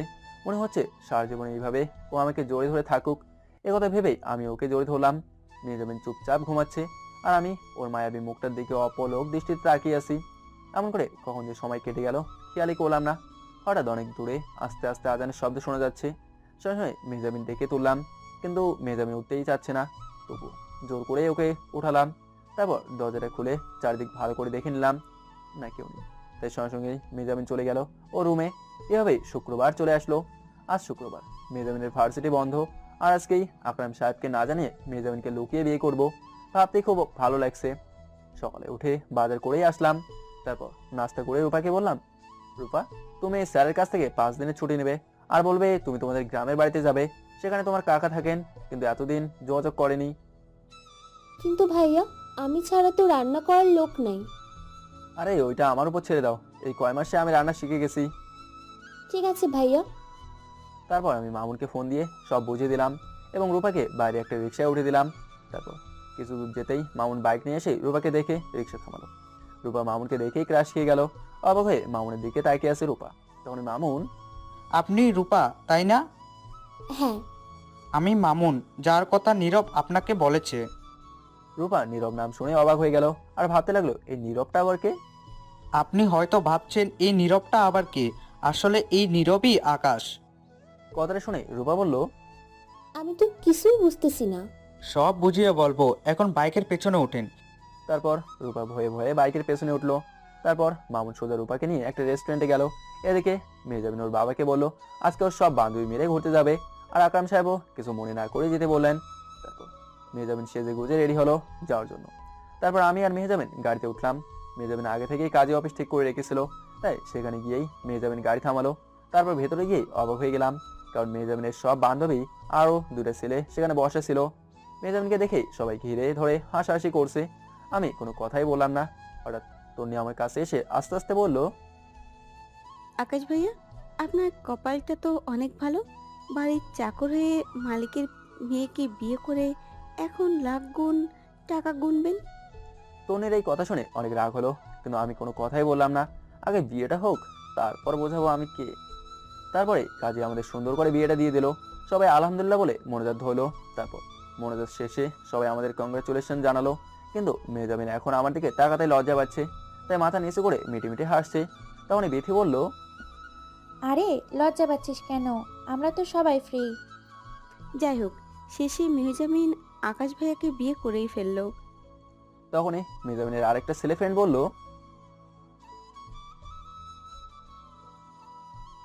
বলেই সবাই হাসতে লাগলো। আর আমার মনে চাচ্ছে সব কটাকে ঠাস ঠাস করে থাপড়াই। তারপরে, আচ্ছা আপনারা এখন কি এখানেই কথা বলবেন নাকি কোথাও যাবেন? হ্যাঁ হ্যাঁ, যাবই তো। মেহজাবিনের বিয়ে বলে কথা, ট্রিট তো দিতেই হবে। তন্নির কথা শুনে সবাই এক হয়ে ট্রিট চাইলো। ফইন। এই যে আকাশ ভাইয়া। না না, এখন তো আর ভাইয়া বলা যাবে না, এখন দুলাভাই বলতে হবে। তা দুলাভাই, ট্রিটটা কোথায় দিবেন? তখনই আরেকটা মেয়ে বলে উঠলো, আরে আরে দেখ, আমার সস্তা কোনো রেস্টুরেন্ট নিয়ে যায় কি না? যে টাকা বেতন পায় 3 মাসের বেতন দিয়েও আমাদের ট্রিটের বিল জোগাড় করতে পারবে না। বলেই হেসে দিল। ওর এই কথা শোনার সঙ্গে সঙ্গে সবাইকে হাসতে লাগলো। তখন মেহজাবিন বলল, এই তোরা চুপ করবি? তোদের ট্রিট চাই তো, চল আমি তোদের ট্রিট দিব। আমি কোনো কথাই বললাম না। আমি আগে থেকে জানতাম ওরা সবাই মিলে আমাকে অপমান করবে, তাই আগে থেকে প্রস্তুত হয়েই ছিলাম। কিন্তু এখন কিছুই বলবো না। যখন আমি ওদের আমার পরিচয় দেব তখন সবার মুখই অফ হয়ে যাবে। তারপর মেহজাবিন সবাইকে একটা ভালো রেস্টুরেন্টে নিয়ে গেল। আমিও তাদের সাথেই ছিলাম, কিন্তু কিছুই বললাম না। তারপর সবাই বসে খাবারের মেনু দেখছিল। তখনই মামুনি আমাকে কল দিল। আমি বুঝতে পারলাম মামুনি আমাকে কল করছে। তাই তখনই আমি মেহজাবিনকে বললাম, মেহজাবিন তোমরা থাকো, আমার একটু কাজ আছে, এখনই যেতে হবে। কাজ আছে মানে? কিসের কাজ? পরে বলবো, এখন আমার একটু যেতে হবে। আর হ্যাঁ, তুমি বাসায় চলে যেও বলে বের হবো। তখনই তন্নি বলল, আরে আরে, তোরা বুঝতে পারছিস না, এখন ওনার পকেটে টাকা নেই বলে এখানে থাকতে চাচ্ছে না। কথাটা শুনে কিছু না বলেই চলে এলাম। তারপর বাইরে এসে মামুনিকে কল দিলাম। কিরে, কল ধরছিলি না কেন? দোস্ত, আমাদের বিয়েটা কমপ্লিট। ওয়াও দোস্ত, কংগ্রেচুলেশন। থ্যাঙ্কস দোস্ত। এখন বল কোথায় আছিস? তারপর মামুনি একটা কাজী অফিসের ঠিকানা দিতেই আমি সঙ্গে সঙ্গেই সেখানে চলে গেলাম। গিয়ে দেখি রূপা আর মামুনি একসাথে বসে আছে। আমাদের আরো 2টা ফ্রেন্ডও আছে, তন্ময় ও রাজন। রূপা হয়তো ভয় পাচ্ছে তাই চুপ করে আছে। তারপর আমি ভেতরে গিয়েই, আরে সবাই দেখি এখানেই আছে। আমাকে দেখেই রূপার মুখে হাসি ফুটে উঠলো। এখন তোর আসার সময় হলো? কখন থেকে সবাই তোর জন্য ওয়েট করছি। সরি দোস্ত, এখন তো চলে আসছি, তাই তাড়াতাড়ি ভেতরে চল। তারপর সবাই মিলে কাজের রুমে গেলাম। কাজী সুন্দর মতো মামুন আর রূপার বিয়েটা পড়িয়ে দিলেন। মামুন ও রূপার কবুল বলার পরেই সবাই মিলে আলহামদুলিল্লাহ বলেই, দোস্ত কংগ্রাচুলেশনস, আমার হাত এগিয়ে দিয়ে বললাম। থ্যাঙ্কস দোস্ত। তারপর সবাই একটা নামি দামি রেস্টুরেন্টে গিয়ে পেট ভরে খাওয়া দাওয়া করলাম। তারপরেই, আকাশ ভাইয়া, আমার না অনেক ভয় করতেছে। আরে কিসের ভয়, আমি আসি না। দোস্ত, এখন বাবা মাকে কি বলবো? এই তোকে বলেছি না এসব আমার উপর ছেড়ে দিতে, বলে একটা ওয়েটারকে বললাম বিলটা দিয়ে যেতে। কিরে, তুই বিলটা দিবি নাকি? হ্যাঁ আমি দেবো, কারণ বোনটা তো আমার, বলে আমি হা হা করে হেসে দিলাম। তারপর সবাই হেসে দিল। রূপারও মুখে হাসি ফুটে এসছে। তারপর বিলটা টেবিলে দিয়ে যেতেই, দেখি দেখি কত হয়েছে। তোর দেখে কাজ নেই, এখন ওঠ, যেতে হবে, বলে আমি আমাদের ড্রাইভারকে কল দিয়ে ঠিকানা দিয়ে দিলাম এখানে আসার জন্য। তারপর আমি আমার মানিব্যাগ থেকে একটা কার্ড বের করতেই রূপা অবাক হয়ে তাকিয়ে আছে। তারপর বিলটা দিয়ে সবাই বাইরে চলে আসলাম। কিছুক্ষণ পরে ড্রাইভার গাড়ি নিয়ে চলে আসলো। তারপর তন্ময় ও রাজনকে বিদায় দিয়ে আমি ড্রাইভারের পাশে বসলাম। মামুন আর রূপা একসাথেই বসলো। প্রায় ঘন্টাখানেক পরেই মামুনদের বাসায় চলে আসলাম। তখন প্রায় রাত 8টা বাজে। গাড়ি থেকে সবাই নামার পরেই রূপা, এটা আমাদের বাড়ি। রূপা ওদের বাড়িটা দেখে অনেক অবাক হয়ে গেল, কারণ রূপা এত বড় বাড়ি বউ হবে তা কখনো কল্পনাও করেনি। তারপর বাসার ভেতরে ঢুকে কলিং বেল বাজাতেই মামুনের মা দরজাটা খুললো। মামুনের পাশে রূপাকে দেখেই আন্টি থ খেয়ে তাকিয়ে আছে। আন্টি ভেতরে আসি, হ্যাঁ হ্যাঁ, আসো বাবা। বলেই আমাদের ভেতরে নিল। কিন্তু মামুনের মা কিছুই বুঝতে পারছে না। একবার মামুনের দিকে তাকাচ্ছে আর একবার রূপার দিকে তাকাচ্ছে। আন্টি আপনার সাথে কিছু কথা ছিল। আচ্ছা বাবা, এই মেয়েটা এখানে কেন? আর ওকে? আন্টি আগে আমার কথাগুলো শুনেন। আঙ্কেল কোথায়? সে তো রুমে আছে। আন্টি প্লিজ একটু ভেতরে চলেন। তারপর মামুনের মাকে ভেতরে নিয়ে মামুনের মাকে ও বাবাকে অনেক কষ্টে বোঝালাম। মামুনের মা কান্না করছে আর ওর বাবা মন খারাপ করে আছে। আঙ্কেল মন খারাপ করবে না প্লিজ, যা হবার হয়ে গেছে। এখন মামুন ও রূপাকে মেনে নিন। তারপর কি আর করার, শত হলেও একমাত্র ছেলে, মেনে না নিয়ে তো উপায়ও নেই। আমাদের মামুন এমন একটা কাজ করবে আমরা কখনো ভাবতেই পারিনি। আন্টি প্লিজ কান্না করবেন না, এখন ওদের হাসি মুখে মেনে নিন। আমার একটু কাজ আছে তাই যেতে হবে। কি আর করার, ছেলে যেহেতু একটা ভুল করেই ফেলেছে, এখন তো আর রাগ করে লাভ নেই। চলো তোমার বৌমাকে দেখে আসি। তখনই আমার মুখে হাসি ফুটে উঠলো। যাই হোক, মেনে তো নিয়েছে, এটাই অনেক। তারপর আমি ড্রয়িং রুমে গিয়ে দেখি রূপা কান্না করছে। এই রূপা কান্না করছো কেন? সব ঠিক হয়ে গেছে। তখন মামুনের মা আর বাবা এসেই, এই হতচ্ছাড়া, বৌমাকে নিয়ে এলি আর আমাদের একটিবার জানালি না। জানালে কি আমরা না করতাম? বলার পরে মামুন হেসে দিল। তারপর মামুনের মা ফ্রিজ থেকে মিষ্টি বের করে রূপাকে নিজের মেয়ের মতো খাইয়ে দিতে লাগলো। তাহলে আমার কাজ শেষ, এখন আমি আসি। দোস্ত চল তোকে দিয়ে আসি। হ্যাঁ চল। তারপর মামুন বাইকে করে আমাকে মেজাবিনদের বাসার একটু দূরে নামিয়ে দিল। তারপর ওখান থেকে হেঁটে মেজাবিনদের বাসায় যেতে লাগলাম। এদিকে মেজাবিন আমার জন্য অনেক চিন্তা করছে। কোথায় গেল আকাশ? ওর ফোনটাও বন্ধ, নাকি আবার ওদের কথায় কষ্ট পেয়ে চলে? না না, এ আমি কি ভাবছি? তখনই আমি বাসার ভেতরে যেতেই দেখি মেজাবিন সোফায় বসে আছে। মেজাবিন আমাকে দেখেই, কোথায় গিয়েছিলে আকাশ? আর তোমার ফোন অফ ছিল কেন? এই তো একটু কাজ ছিল আর ফোনে চার্জ ছিল না, তাই অফ হয়ে গেছে। তখন মেজাবিন আমার কাছে এসেই, তুমি যে এইভাবে চলে গেলে, জানো আমার কত টেনশন হচ্ছিল। এই যে কান ধরলাম, আর কখনো এমনটা হবে না। সত্যি তো? হ্যাঁ সত্যি। বলার সঙ্গে সঙ্গেই মেজাবিন আমাকে জড়িয়ে ধরলো। এই কি করছো? তোমার বাবা দেখে ফেলবে। কেউ দেখবে না, কারণ বাবা একটা কাজের জন্য বাহিরে গিয়েছেন, কাল বিকেলে চলে আসবেন। আচ্ছা তোমার বাবা তো জানে আমি বাসায় একা, তার মধ্যে তোমাকে একা রেখে যেতে পারলেন? আরে না, আমি বাবাকে বলেছি ঢাকাতেই তোমার এক খালা থাকেন, তুমি সেখানেই গিয়েছো, আর বাবা সেটাই বিশ্বাস করেছে। আচ্ছা আচ্ছা হয়েছে, এখন শুয়ে পড়ো, আমি আমার রুমে যাচ্ছি। বলেই চলে গেলাম, কারণ আমি জানি মেহজাবিন এখন অন্য কিছু ভাবছে, তাই চলে এলাম। আর মেহজাবিন রাগের দৃষ্টিতে আমার দিকে তাকিয়ে আছে। তারপর আমি রুমে গিয়ে হাত মুখ ধুয়ে বিছানায় শুতেই মেহজাবিন এসে হাজির। কি হলো, ঘুমাতে যাওনি? কোথায় ঘুমাবো? তোমার রুমে। জি না, তা হচ্ছে না, আমি এখানেই ঘুমাবো। বলেই দৌড়ে এসে আমাকে জড়িয়ে ধরে শুয়ে পড়লো। পাগলি একটা। হয়তো খুব ভালোবাসে আমাকে, কিন্তু আর নাটক না। কাল সকালেই আমি মেহজাবিনকে আমাদের বাসায় নিয়ে যাব এবং সব সত্যি বলবো। মেহজাবিন আমাকে শক্ত করে জড়িয়ে ধরে ঘুমিয়ে পড়লো। আমিও ওকে জড়িয়ে ধরে কখন যে ঘুমিয়ে পড়লাম মনেই নেই। তারপর সকালে ঘুম ভাঙতে দেখি ঠিক বাচ্চাদের মতো করে মেহজাবিন আমাকে জড়িয়ে ধরে ঘুমাচ্ছে। তা দেখে ওর কপালে একটা চুমু দিতেই ওর ঘুম ভেঙে গেল। ঘুমানে নাকি আরো ঘুমাবে? না হয়নি, আরো ঘুমাবো। বলে আরো শক্ত করে জড়িয়ে ধরলো। কিছুক্ষণ পরে আমি মেহজাবিনকে জোর করেই ঘুম থেকে উঠালাম। তারপর মেহজাবিন ওর রুমে চলে গেল আর আমিও ফ্রেশ হয়ে নিলাম। কিছুক্ষণ পরে রেস্টুরেন্টে গিয়ে মেহজাবিন ও আমার জন্য খাবার নিয়ে এলাম। তারপর দুজন মিলে একসাথে খেতে লাগলাম। তখনই, মেহজাবিন তোমাকে একটা কথা বলবো? বলো, কি বলবে? তোমার কাছ থেকে আমি একটা কথা লুকিয়েছি। কথা লুকিয়েছো মানে? কি কথা? আসলে মেহজাবিন হয়েছে কি, বলতে যাবো তখনই কলিং বেল বেজে উঠলো। আকাশ, 1 মিনিট, দেখি কে এসেছে। বলেই মেহজাবিন দৌড়ে গিয়ে দরজাটা খুলে দেখে ওর বাবা খুব রেগে দাঁড়িয়ে আছেন। বাবা, তুমি? হ্যাঁ আমি। আকাশ, কি এসেছে? হ্যাঁ বাবা, আসছে। আমি রাতেই ওকে ফোন করে বলেছিলাম যাতে ও সকালে রেস্টুরেন্ট থেকে খাবার নিয়ে বাসায় চলে আসে। বলার সঙ্গে সঙ্গে মেহজাবিনকে উপেক্ষা না করেই আকরাম সাহেব ভেতরে চলে এলেন। আমি আকরাম সাহেবকে দেখেই খাবার টেবিল থেকে দাঁড়িয়ে গেলাম। সে খুব রাগের দৃষ্টিতে আমাদেরকে তাকিয়ে আছে। তখনই মেহজাবিন দৌড়ে এসেই, বাবা কি হয়েছে? তুমি এমন করছো কেন? আমি এমন করছি কেন? ওকে জিজ্ঞাসা করো আমি এমন করছি কেন। আকরাম সাহেবের কথা শুনে আমি কিছুই বুঝতে পারছি না। হঠাৎ সে এমন করছে কেন? নাকি এবার আমার পরিচয় জেনে গেল? কি হলো আকাশ, তুমি কি করেছো? বাবা এমন করছে কেন? আমি তো কিছুই বুঝতে পারছি না, কি হয়েছে স্যার? বলার সঙ্গে সঙ্গেই আকরাম সাহেব ঠাস করে আমাকে একটা চর দিতেই মেহজাবিন ভয় পেয়ে গেল। বিশ্বাসঘাতক, তুই কি মনে করছিস আমি তো পরিচয় কখনোই জানতে পারবো না? মেহজাবিন আকরাম সাহেবের কথা শুনে অবাক হয়ে আমার দিকে তাকিয়ে আছে। তুই কি ভেবেছিস আমাদের বাড়ির চাকর সেজে এসে আমার মেয়েকে বিয়ে করে আমাদের সর্বনাশ করবি? তখনই মেহজাবিন আরো অবাক হয়ে গেল। আমি কোনো কথাই বলছি না, শুধু মাথা নিচু করে দাঁড়িয়ে আছি। আকাশ, বাবা এসব কি বলছে? ওর কাছে এখন আর কোনো উত্তর নেই। আমি বলছি ওকে, ওর নাম আকাশ না, ওর নাম হলো নীরব। ও হলো এই ঢাকা শহরের বিখ্যাত টপ বিজনেসম্যান নীরব গ্রুপ চেয়ারম্যান।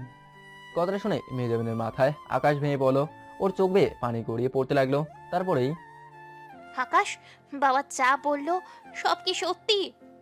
হ্যাঁ তোমার বাবা ঠিকই বলেছেন। কথাটা শোনার সঙ্গে সঙ্গেই মেহজাবিন ঠাস করে আমাকে একটা চড় দিয়েই, মিথ্যেবাদী, এই তোমার ভালোবাসার নমুনা? এতদিন তাহলে তুমি আমাদের সর্বনাশ করার জন্য নাটক করেছো? বিশ্বাস করো মেহজাবিন, আমি তোমাদের সর্বনাশ করতে আসিনি। প্লিজ আমার কথাটা একবার শোনো। তখনই, বিশ্বাস? তোকে করব বিশ্বাস? তোর মতো ছেলেকে বিশ্বাস করাটাই আমার ভুল ছিল। হেই, আমি তোর কি এমন ক্ষতি করেছিলাম যাতে তুই আমাকে বিয়ে করে সর্বনাশ করলি? মেহজাবিন, আমি সত্যি তোমাকে ভালোবাসি, আমি তোমার সর্বনাশ করতে আসিনি। আমি এসেছি। আর বলতে না দিয়েই মিথ্যাবাদী, চুপ কর, তোর মুখে ভালোবাসা কথা মানায় না। বলেই আমার শার্টের কলার ধরে টানতে টানতে বাইরে নিয়ে গেল। আমি বারবার মেহজাবিনকে সত্যি কথা বলতে গিয়েও বলতে পারলাম না। তারপর আকরাম সাহেব আমার কলার ধরে টানতে টানতে বাইরে নিয়ে ধাক্কা দিয়ে ফেলে দিল। তোমাকে আর কখনো যাতে এই বাড়ির সামনে না দেখি, ডিভোর্স পেপার তুমি তোমার অফিসেই পেয়ে যাবে। এই কথা শুনে আমি কিছু বলতে যাব, তখনই সঙ্গে সঙ্গে গেটটা বন্ধ করে দিল। আমি অনেক বলার পরেও সে আমার একটা কথাও শুনলো না, অনেক অপমান করলো আমাকে।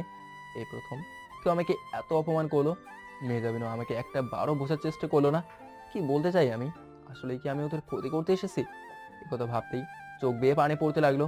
আজকে আমি জানি অনেক কষ্ট হচ্ছে। মেহজাবিন আমাকে একটা বাড়ির জন্য বুঝতে চাইল না। এটাই কি ভালোবাসা? সব হয়েছে এই আকরাম সাহেবের জন্য। না, এর ফল আকরাম সাহেবকে পেতেই হবে। মনে মনে রেগেই কথাগুলো ভাবলাম। কথাগুলো ভেবেই সোজা বাসায় চলে এলাম।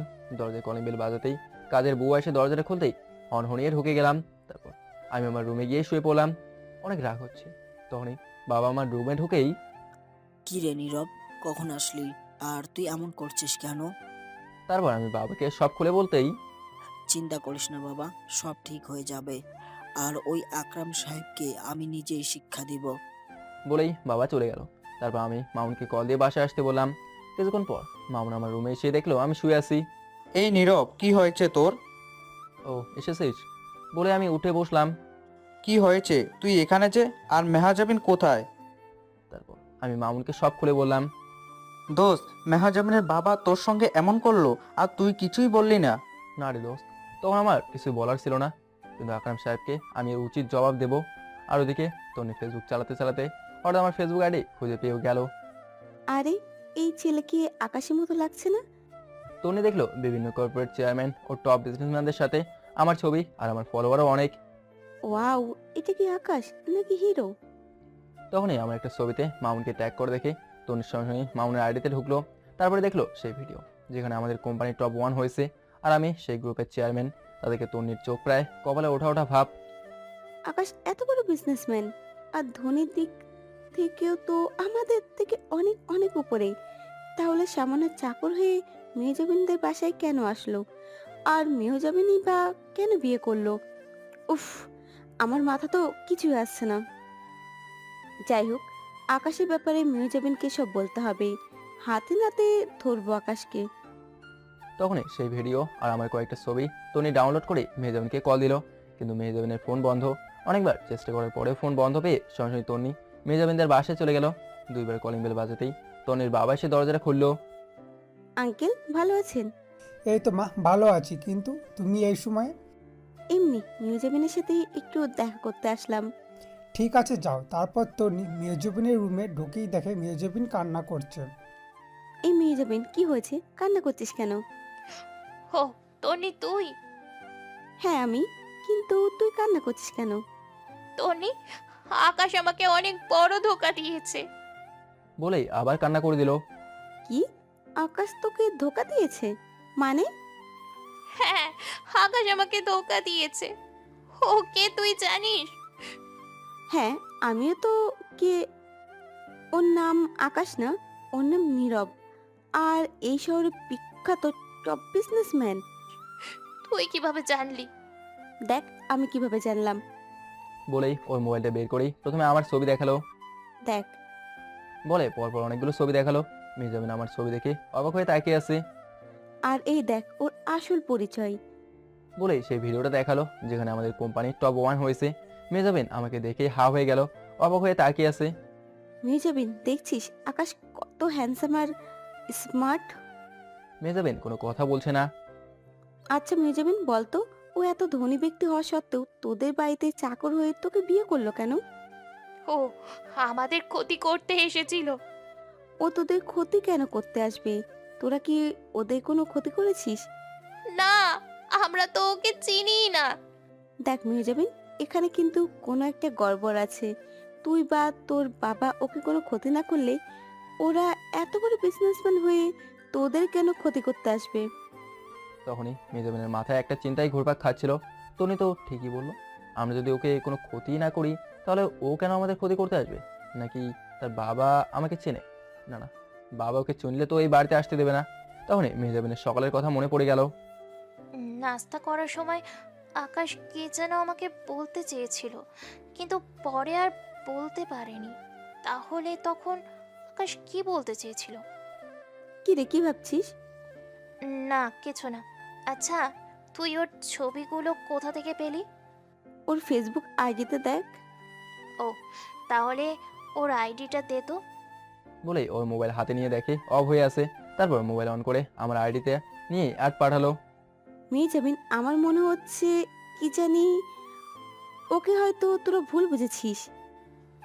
মনে হয়, কিন্তু আকাশ ওর পরিচয় গোপন রেখে আমাদের বাড়িতে চাকর সেজে এসেছিল কেন? আর আমাকে বিয়েই বা করলো কেন? ও তো আমার সাথে খারাপ কিছু করেনি। হ্যাঁ, এবার বুঝতে পেরেছি। আসলে তোরা ওকে ভুল বুঝেছিস। দেখ, ছেলেটা কিন্তু খারাপ না। হ্যাঁ, মানছি ওর পরিচয় লুকিয়ে তোদের বাড়িতে এসেছিল, কিন্তু সেটা কেন তা জানিস? তা তো জানি না। সকালেও বলল ও নাকি আমার কাছে কিছু কথা লুকিয়েছে। তারপর আর বলতে পারেনি, বাবা চলে আসছিল। আর বাবা কোথা থেকে যেন ওর পরিচয় জেনে গিয়েছিল। তারপর বাবা বলল ও নাকি আমাদের ক্ষতি করতে এসেছে। মেহজাবিন, তোর বাবা নিশ্চয়ই তোর কাছ থেকে কিছু লুকিয়েছে। আমি জানি না রে, আমার মাথা ঘুরছে। তারপর তনি কিছুক্ষণ ভেবেই, আচ্ছা মেহজাবিন, রনিকে চিনিস? কোন রনি? ওই যে অনেকদিন আগে একটা পার্টিতে আয়োজন করেছিল, সেখানে আমরা সবাই ছিলাম। আকাশকেও তুই নিয়ে গিয়েছিলি। হ্যাঁ হ্যাঁ, মনে পড়েছে, চিনি তো। সেই রনির বাবা নীরব গ্রুপের ম্যানেজার, মানে আকাশের কোম্পানির ম্যানেজার। হ্যাঁ বুঝলাম, কিন্তু কি হবে রনিকে দিয়ে? তোর মাথায় না একদমই বুদ্ধি নেই। ওই রনিকে দিয়ে সব খবর নেওয়া যাবে। ঠিক বলেছিস, কিন্তু এখন রনিকে পাবো কোথায়? আমার একটা ফ্রেন্ডের কাছ থেকে ওর নম্বর আছে, আমি ওর সাথে কথা বলে তোকে জানাবো। আচ্ছা ঠিক আছে, এখন কি তুই চলে যাবি? হ্যাঁ, এখন যেতে হবে, তোকে পরে জানাবো সব। এদিকে কি জানাবো বল? মেজাবিন কি এখন আমার কথা কোনো শুনবে? দোস্ত তুই একবার বলে দেখ, দেখবি ও সব বুঝবে। আরে দোস্ত, যদি বুঝতো তাহলে তখনই আমার কথা শুনতো, কিন্তু ও আমাকে একটুও বুঝতে চায়নি। আচ্ছা দোস্ত, আমি রূপাকে সব খুলে বলছি। এখন রূপা যদি মেহজাবিনকে সুন্দর করে সব খুলে বলে তাহলে হয়তো মেহজাবিন ওর ভুল বুঝতে পারে। কিন্তু রূপা কিভাবে বলবে? আরে এটা আমার উপর ছেড়ে দে, আমি রূপাকে যেভাবে যেভাবে বলবো রূপা ঠিক সেভাবে মেহজাবিনকে বলবে। আচ্ছা দোস্ত, যা করবি ভেবেচিন্তে করিস। আচ্ছা ঠিক আছে, এখন আমি যাই, কাল সকালেই রূপা মেহজাবিনের সঙ্গে দেখা করবে। আচ্ছা যা, বলে আমিও সাথে থেকে রুমে চলে আসলাম। আর মামুন চলে গেল। কিছু ভালো লাগছে না, শুধু মেহজাবিনের কথাই মনে পড়ছে। একটা বারের জন্য মেহজাবিন আমাকে বুঝলো না, ওর বাবা কি সত্যিই বলছে নাকি মিথ্যা, এটাও বুঝলো না। একথা ভাবতেই চোখের কোণ বেয়ে পানি গড়িয়ে পড়তে লাগলো। তারপর রাতে না খেয়ে মেহজাবিনের কথা ভাবতে ভাবতেই ঘুমিয়ে পড়লাম। সকালে হঠাৎ বাবার ডাকে ঘুম ভাঙলো। তারপর ফ্রেশ হতে বাবা অনেক জোর করেই আমাকে নাস্তা খাওয়ালো। নাস্তা খাওয়া শেষেই, নীরব, তুই যদি এইভাবে ভেঙে পড়িস তাহলে আমার কি হবে? আর এত বড় কোম্পানিরই বা কি হবে? আমি কোনো কথা বলছি না, মাথা নিচু করে বসে আছি। ওই আকরাম সাহেবকে আমি উচিত শিক্ষা দিব, তাই এই সবাইকে বলে দিয়েছি। এই ঢাকা শহরের যত ব্যবসা প্রতিষ্ঠান আছে কেউ তাকে কোনো প্রকার হেল্প করবে না। বাবা তোমার যা ইচ্ছে করো, আমি অফিসে যাচ্ছি বলে চলে আসলাম। নিচে নেমে গাড়িটা নিয়ে শুধু অফিসে চলে গেলাম। এদিকে মামুন রূপাকে সব বুঝিয়ে দিল। তারপর রূপাকে বলল মেহজাবিনকে কল করে কোথাও দেখা করতে। আচ্ছা, মেহজাবিন আপু যদি আমাকে জিজ্ঞাসা করে আমি কোথায় আছি তাহলে? সব সত্যি বলে দিবে। আচ্ছা ঠিক আছে, কল করছি। বলেই মেহজাবিনকে কল করলো। দুইবার রিং হওয়ার পরেই মেহজাবিন ধরলো। হ্যালো মেহজাবিন আপু। হ্যাঁ রে রূপা, হ্যাঁ আপু, আমি রূপা বলছি। কেমন আছিস তুই? আর কোথায় আছিস? এই তো আপু, ভালো আছি। আচ্ছা আপু, তোমার একটু সময় হবে? হ্যাঁ, কেন? তোমার সাথে আমার অনেক কথা আছে। তুমি ওই ঝিলমিল রেস্টুরেন্টে চলে আসো, আমি ওখানে আসছি। তুই সেখানে কিভাবে আসলি? তুই কোথায় এখন? আপু সব বলবো, তুমি আগে রেস্টুরেন্টে চলে আসো। বলাই ফোন কেটে দিল। মেহজাবিন রূপার কথা শুনে অনেকটাই অবাক হলো, কারণ রূপা তো কখনো শুদ্ধভাবে কথা বলতে পারতো না, আর ও ঝিলমিল রেস্টুরেন্ট কীভাবে চিনল। তারপর মেহজাবিন রূপার কথা মতো ঝিলমিল রেস্টুরেন্টে গিয়ে বসে আছে। তখনই রূপা মেহজাবিনের সামনে গেল। মেহজাবিন রূপাকে দেখে অবাক হয়ে গেল, অনেক সুন্দর লাগছে রূপাকে, আর ওর ড্রেসও অনেক দামি। আপু ভালো আছেন? রূপা তুমি? হ্যাঁ, আমি কেন? আমাকে দেখে অবাক হচ্ছেন? হ্যাঁ, অবাক হবারই কথা। কিন্তু তুই বলার সঙ্গে সঙ্গে মামুন রূপাকে কল দিল। হ্যাঁ রূপা, গাড়ি নিচে রাখা আছে আর ড্রাইভারও আছে। তুমি বাসায় চলে যেও, আমি একটু নীরবের সাথে দেখা করতে যাই। আচ্ছা ঠিক আছে, গাড়ি নিচেই থাকুক। আর হ্যাঁ, তাড়াতাড়ি চলে আসবেন কিন্তু। বলেই কল কেটে দিল। আসলে আপু, তোমাকে এখন যে কথাগুলো বলবো তা শুনে তোমার সব ভুল ভেঙে যাবে। কি এমন কথা? তাহলে শোনো, এই যে আমাকে এই অবস্থায় দেখছো, আসলে আমার বিয়ে হয়েছে। আমি কখনো কল্পনাও করিনি যার সাথে আমার বিয়ে হবে সে ধনী হবে। আমি সবসময় ভাবতাম কোনো একটা গরিব রিস্কাওয়ালার সাথে আমার বিয়ে হবে, কিন্তু আমার কল্পনাকেও ভেদ করে নীরব ভাইয়া তারই বন্ধু মামুনের সাথে আমার বিয়ে দিয়েছে। কথাটা শুনে মেহজাবিন অবাক হয়ে তাকিয়ে আছে। শুধু তাই না, নীরব ভাইয়া তোমাকে অনেক ভালোবাসে। তুমি হয়তো ভেবেছো নীরব ভাইয়া এত ধনী হওয়া সত্ত্বেও তোমাদের বাড়ির চাকর হয়ে তোমাকে বিয়ে করলো কেন। আসলে সব হয়েছে তোমার বাবার জন্য। তোমার মা আর নীরব ভাইয়ের মা অনেক ভালো একটা বান্ধবী ছিল। কেউ কারোর সাথে একদিন কথা না বলে থাকতে পারতো না, তাই তোমার মা ঠিক করেছিল তোমরা যখন বড় হবে তখন তোমার সাথে নীরব ভাইয়ের বিয়ে হবে। কিন্তু তোমার বাবা ছিল ধনী আর নীরব ভাইয়ের বাবা ছিল মধ্যবিত্ত, তাই সেদিন তোমার বাবা অনেক অপমান করেছিল নীরব ভাইয়ের মা ও বাবাকে। সেই কষ্ট সহ্য না করতে পেরেই নীরব ভাইয়ের মা অসুস্থ হয়ে পড়েন, তাই কিছুদিন পরেই মারা যান। কিন্তু মারা যাওয়ার আগে বলে গিয়েছিলেন তোমাকেই যেন নীরব ভাইয়ের বউ বানায়। রূপার কথা শুনে মেহজাবিনের চোখ ছলছল করছে, কি বলবে বুঝতে পারছে না। তাই নীরব ভাইয়ের বাবা অনেক কষ্টে একটু একটু করে এই বিশাল কোম্পানি গড়ে তুললেন। আর যখন নীরব ভাইয়াকে সব বলার সময় হয়ে যায় তখনই নীরব ভাইয়াকে তার বাবা সব বলেন। তারপর এই মামুন আর নীরব ভাইয়া মিলে প্ল্যান করে তোমাদের বাড়িতে আসে। বিশ্বাস করো, নীরব ভাইয়া তোমাদের কোনো ক্ষতি করতে আসেনি। যদি ক্ষতি করতেই আসতো তাহলে আরো অনেক আগে নীরব ভাইয়ার বাবা তোমার বাবাকে পথে বসিয়ে দিতে পারতেন, কিন্তু তারা কেউই তা করেনি। কথাগুলো শুনে মেহজাবিন কান্নাই করে দিল। আমি ভাবতেই পারিনি আমার বাবা এত নীচ। ছি, এখন আমার বাবার প্রতি আমার নিজের ঘৃণা হচ্ছে। আর আমি কি করে পারলাম আমার নীরবকে ভুল বুঝতে? ওকে কিছু বলার সুযোগ না দিয়ে ওকে দূরে সরিয়ে দিলাম। কি করে এটা পারলাম আমি? আপু, এখন কান্না করে কি হবে বলো? যা হবার তা তো হয়ে গেছে। এখন তুমি নীরব ভাইয়াকে তুমি তোমার কাছে টেনে নাও, দেখবে সব ঠিক হয়ে যাবে।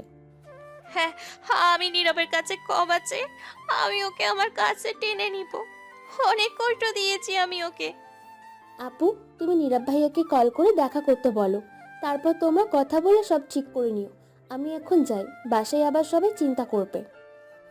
তারপর রূপা বের হয়ে চলে গেল। মেহজাবিনের অনেক রাগ হচ্ছে ওর বাবার উপর, সে কি করে এমন কাজ করতে পারলো। তারপর ভাবতে ভাবতে গাড়িতে করে চলে গেল মেহজাবিন। বাসায় গিয়েই, বাবা, বাবা, কি রে, কি হয়েছে? এমন করে ডাকছিস কেন? বাবা, তুমি নীরবের বাবাকে চিনো? কোথায়? না তো, আমি চিনি না। মিথ্যে, সব মিথ্যে। তুমি নীরবের বাবাকে ভালো করে চিনো। তুই কার সাথে কথা বলছিস? আমি তো কিছুই বুঝতে পারছি না। বুঝতে পারছো না? নাকি না বোঝার ভান করছো? আমি সেই নীরবের কথা বলছি যার সাথে ছোটবেলায় মা আমায় বিয়ে করিয়েছিল। আমি সেই নীরবের বাবার কথা বলছি যাদের তুমি অনেক অপমান করেছিলে। সেই কষ্ট সহ্য করতে না পেরে নীরবের মা মারা যায়, কিন্তু তবুও তোমাকে নীরবের বাবা কিছুই বলেনি। কেন জানো? শুধু আমার জন্য। কিন্তু আজ আমি সব জেনে গেছি, তাই আমিও তোমাকে ছেড়ে চলে যাচ্ছি। আর কোনোদিন তোমার মুখ দেখবো না। আকরাম সাহেব মেহজাবিনের মুখে এসব কথা শুনেই কেঁদে দিলেন। তারপরেই, মারে, আমি জানি আমি অনেক বড় অন্যায় করেছি, কিন্তু এসব শুধু তোরই জন্য। তুই যাতে একটু সুখে থাকিস সেই জন্য আমার এসব করা। কিন্তু আজ আমার সব অহংকার ভেঙে গেছে। এখন আর তোকে না করব না। যা, তুই তোর নীরবের কাছে যা। তারপরে সংসারে মেহজাবিন দৌড়ে গাড়ি নিয়ে ঝিলমিল রেস্টুরেন্টে চলে গেল এবং তন্নিকেও আসতে বলল। তারপর তন্নি এসেই, কিরে মেহজাবিন, কি হয়েছে? তারপর মেজাবিন তন্নিকে সব খুলে বলার পরেই না, নীরবের সাথে অনেক খারাপ হয়েছে। তুই এখনই ওকে কল দিয়ে এখানে আসতে বল। হুম। বলেই আমাকে কল দিল। এদিকে আমার কিছুই ভালো লাগছে না। মামুন জানে আমার একা একা ভালো লাগবে না, তাই মামুন আমার অফিসে এসে আমার সাথে কথা বলছিল। তখনই কেউ একজন কল দিল। সরাসরি ফোনটা হাতে নিয়ে দেখি মেজাবিন কল করছে। দোস্ত, মেজাবিন কল দিয়েছে। আরে আরে রিসিভ কর। তারপর আমি রিসিভ করতেই শুনতে পেলাম ওপাশ থেকে একটু একটু কান্নার আওয়াজ ভেসে আসছে। হ্যালো। হ্যালো নীরব, কেমন আছো তুমি? এই মেজাবিন, কি হয়েছে? কান্না করছো কেন? আমি তোমার উপর অনেক বড় অন্যায় করেছি, প্লিজ আমাকে মাফ করে দাও। আমি কোনো কথা বলছি না। আমি না বুঝে তোমার গায়ে হাত তুলেছি, তোমার কত কথা শুনিয়েছি, তোমাকে একটি কথাও বলার সুযোগ দেইনি। ভুলটা আমারই ছিল, তখন তোমার একটা কথাও আমি শুনিনি। আমি কোনো কথাই বলছি না। নীরব, রূপা আমাকে সব সত্য বলেছে। তুমি কেন আমাদের বাড়িতে এসেছো এখন আমি সব জানি। নীরব প্লিজ আমাকে ক্ষমা করে দাও। করলাম ক্ষমা। আর কখনো এমনটা করবে না তো? এই জীবন থাকতে আর কখনো এমন করব না। তাহলে তুমি এখন কোথায়? আমি চিলমিল রেস্টুরেন্টে আসছি, প্লিজ তুমি এখনই চলে এসো। হ্যাঁ, আমি এখনই আসছি। মামুন চল। বলে আমি আর মামুন গাড়ি নিয়ে ঝিলমিল রেস্টুরেন্টে গেলাম। গিয়ে দেখি মেহজাবিন আর তন্নি বসে আছে। আমি ওদের সামনে যেতেই মেহজাবিন আর তন্নি আমাকে দেখে হা হয়ে তাকিয়ে আছে। কেমন আছো মেহজাবিন? কথাটা বলার সঙ্গে সঙ্গেই মেহজাবিন উঠে আমাকে জোরে ধরেই তোমাকে ছাড়া আমি কি করে ভালো থাকি। পাগলি একটা। বলে মেহজাবিনকে আমিও শক্ত করে জোরে ধরেই, জানো আমার কত কষ্ট হয়েছে? তোমাকে ছাড়া থাকতে আমারও অনেক কষ্ট হয়েছে। তারপর আমি মেহজাবিনকে ছেড়ে ওর কপালে একটা চুমু দিয়েই আবার জড়িয়ে ধরলাম। আমাদের এই কাহিনী দেখে তনি ও মামুন দুজনেই মুচকে মুচকে হাসতে লাগলো।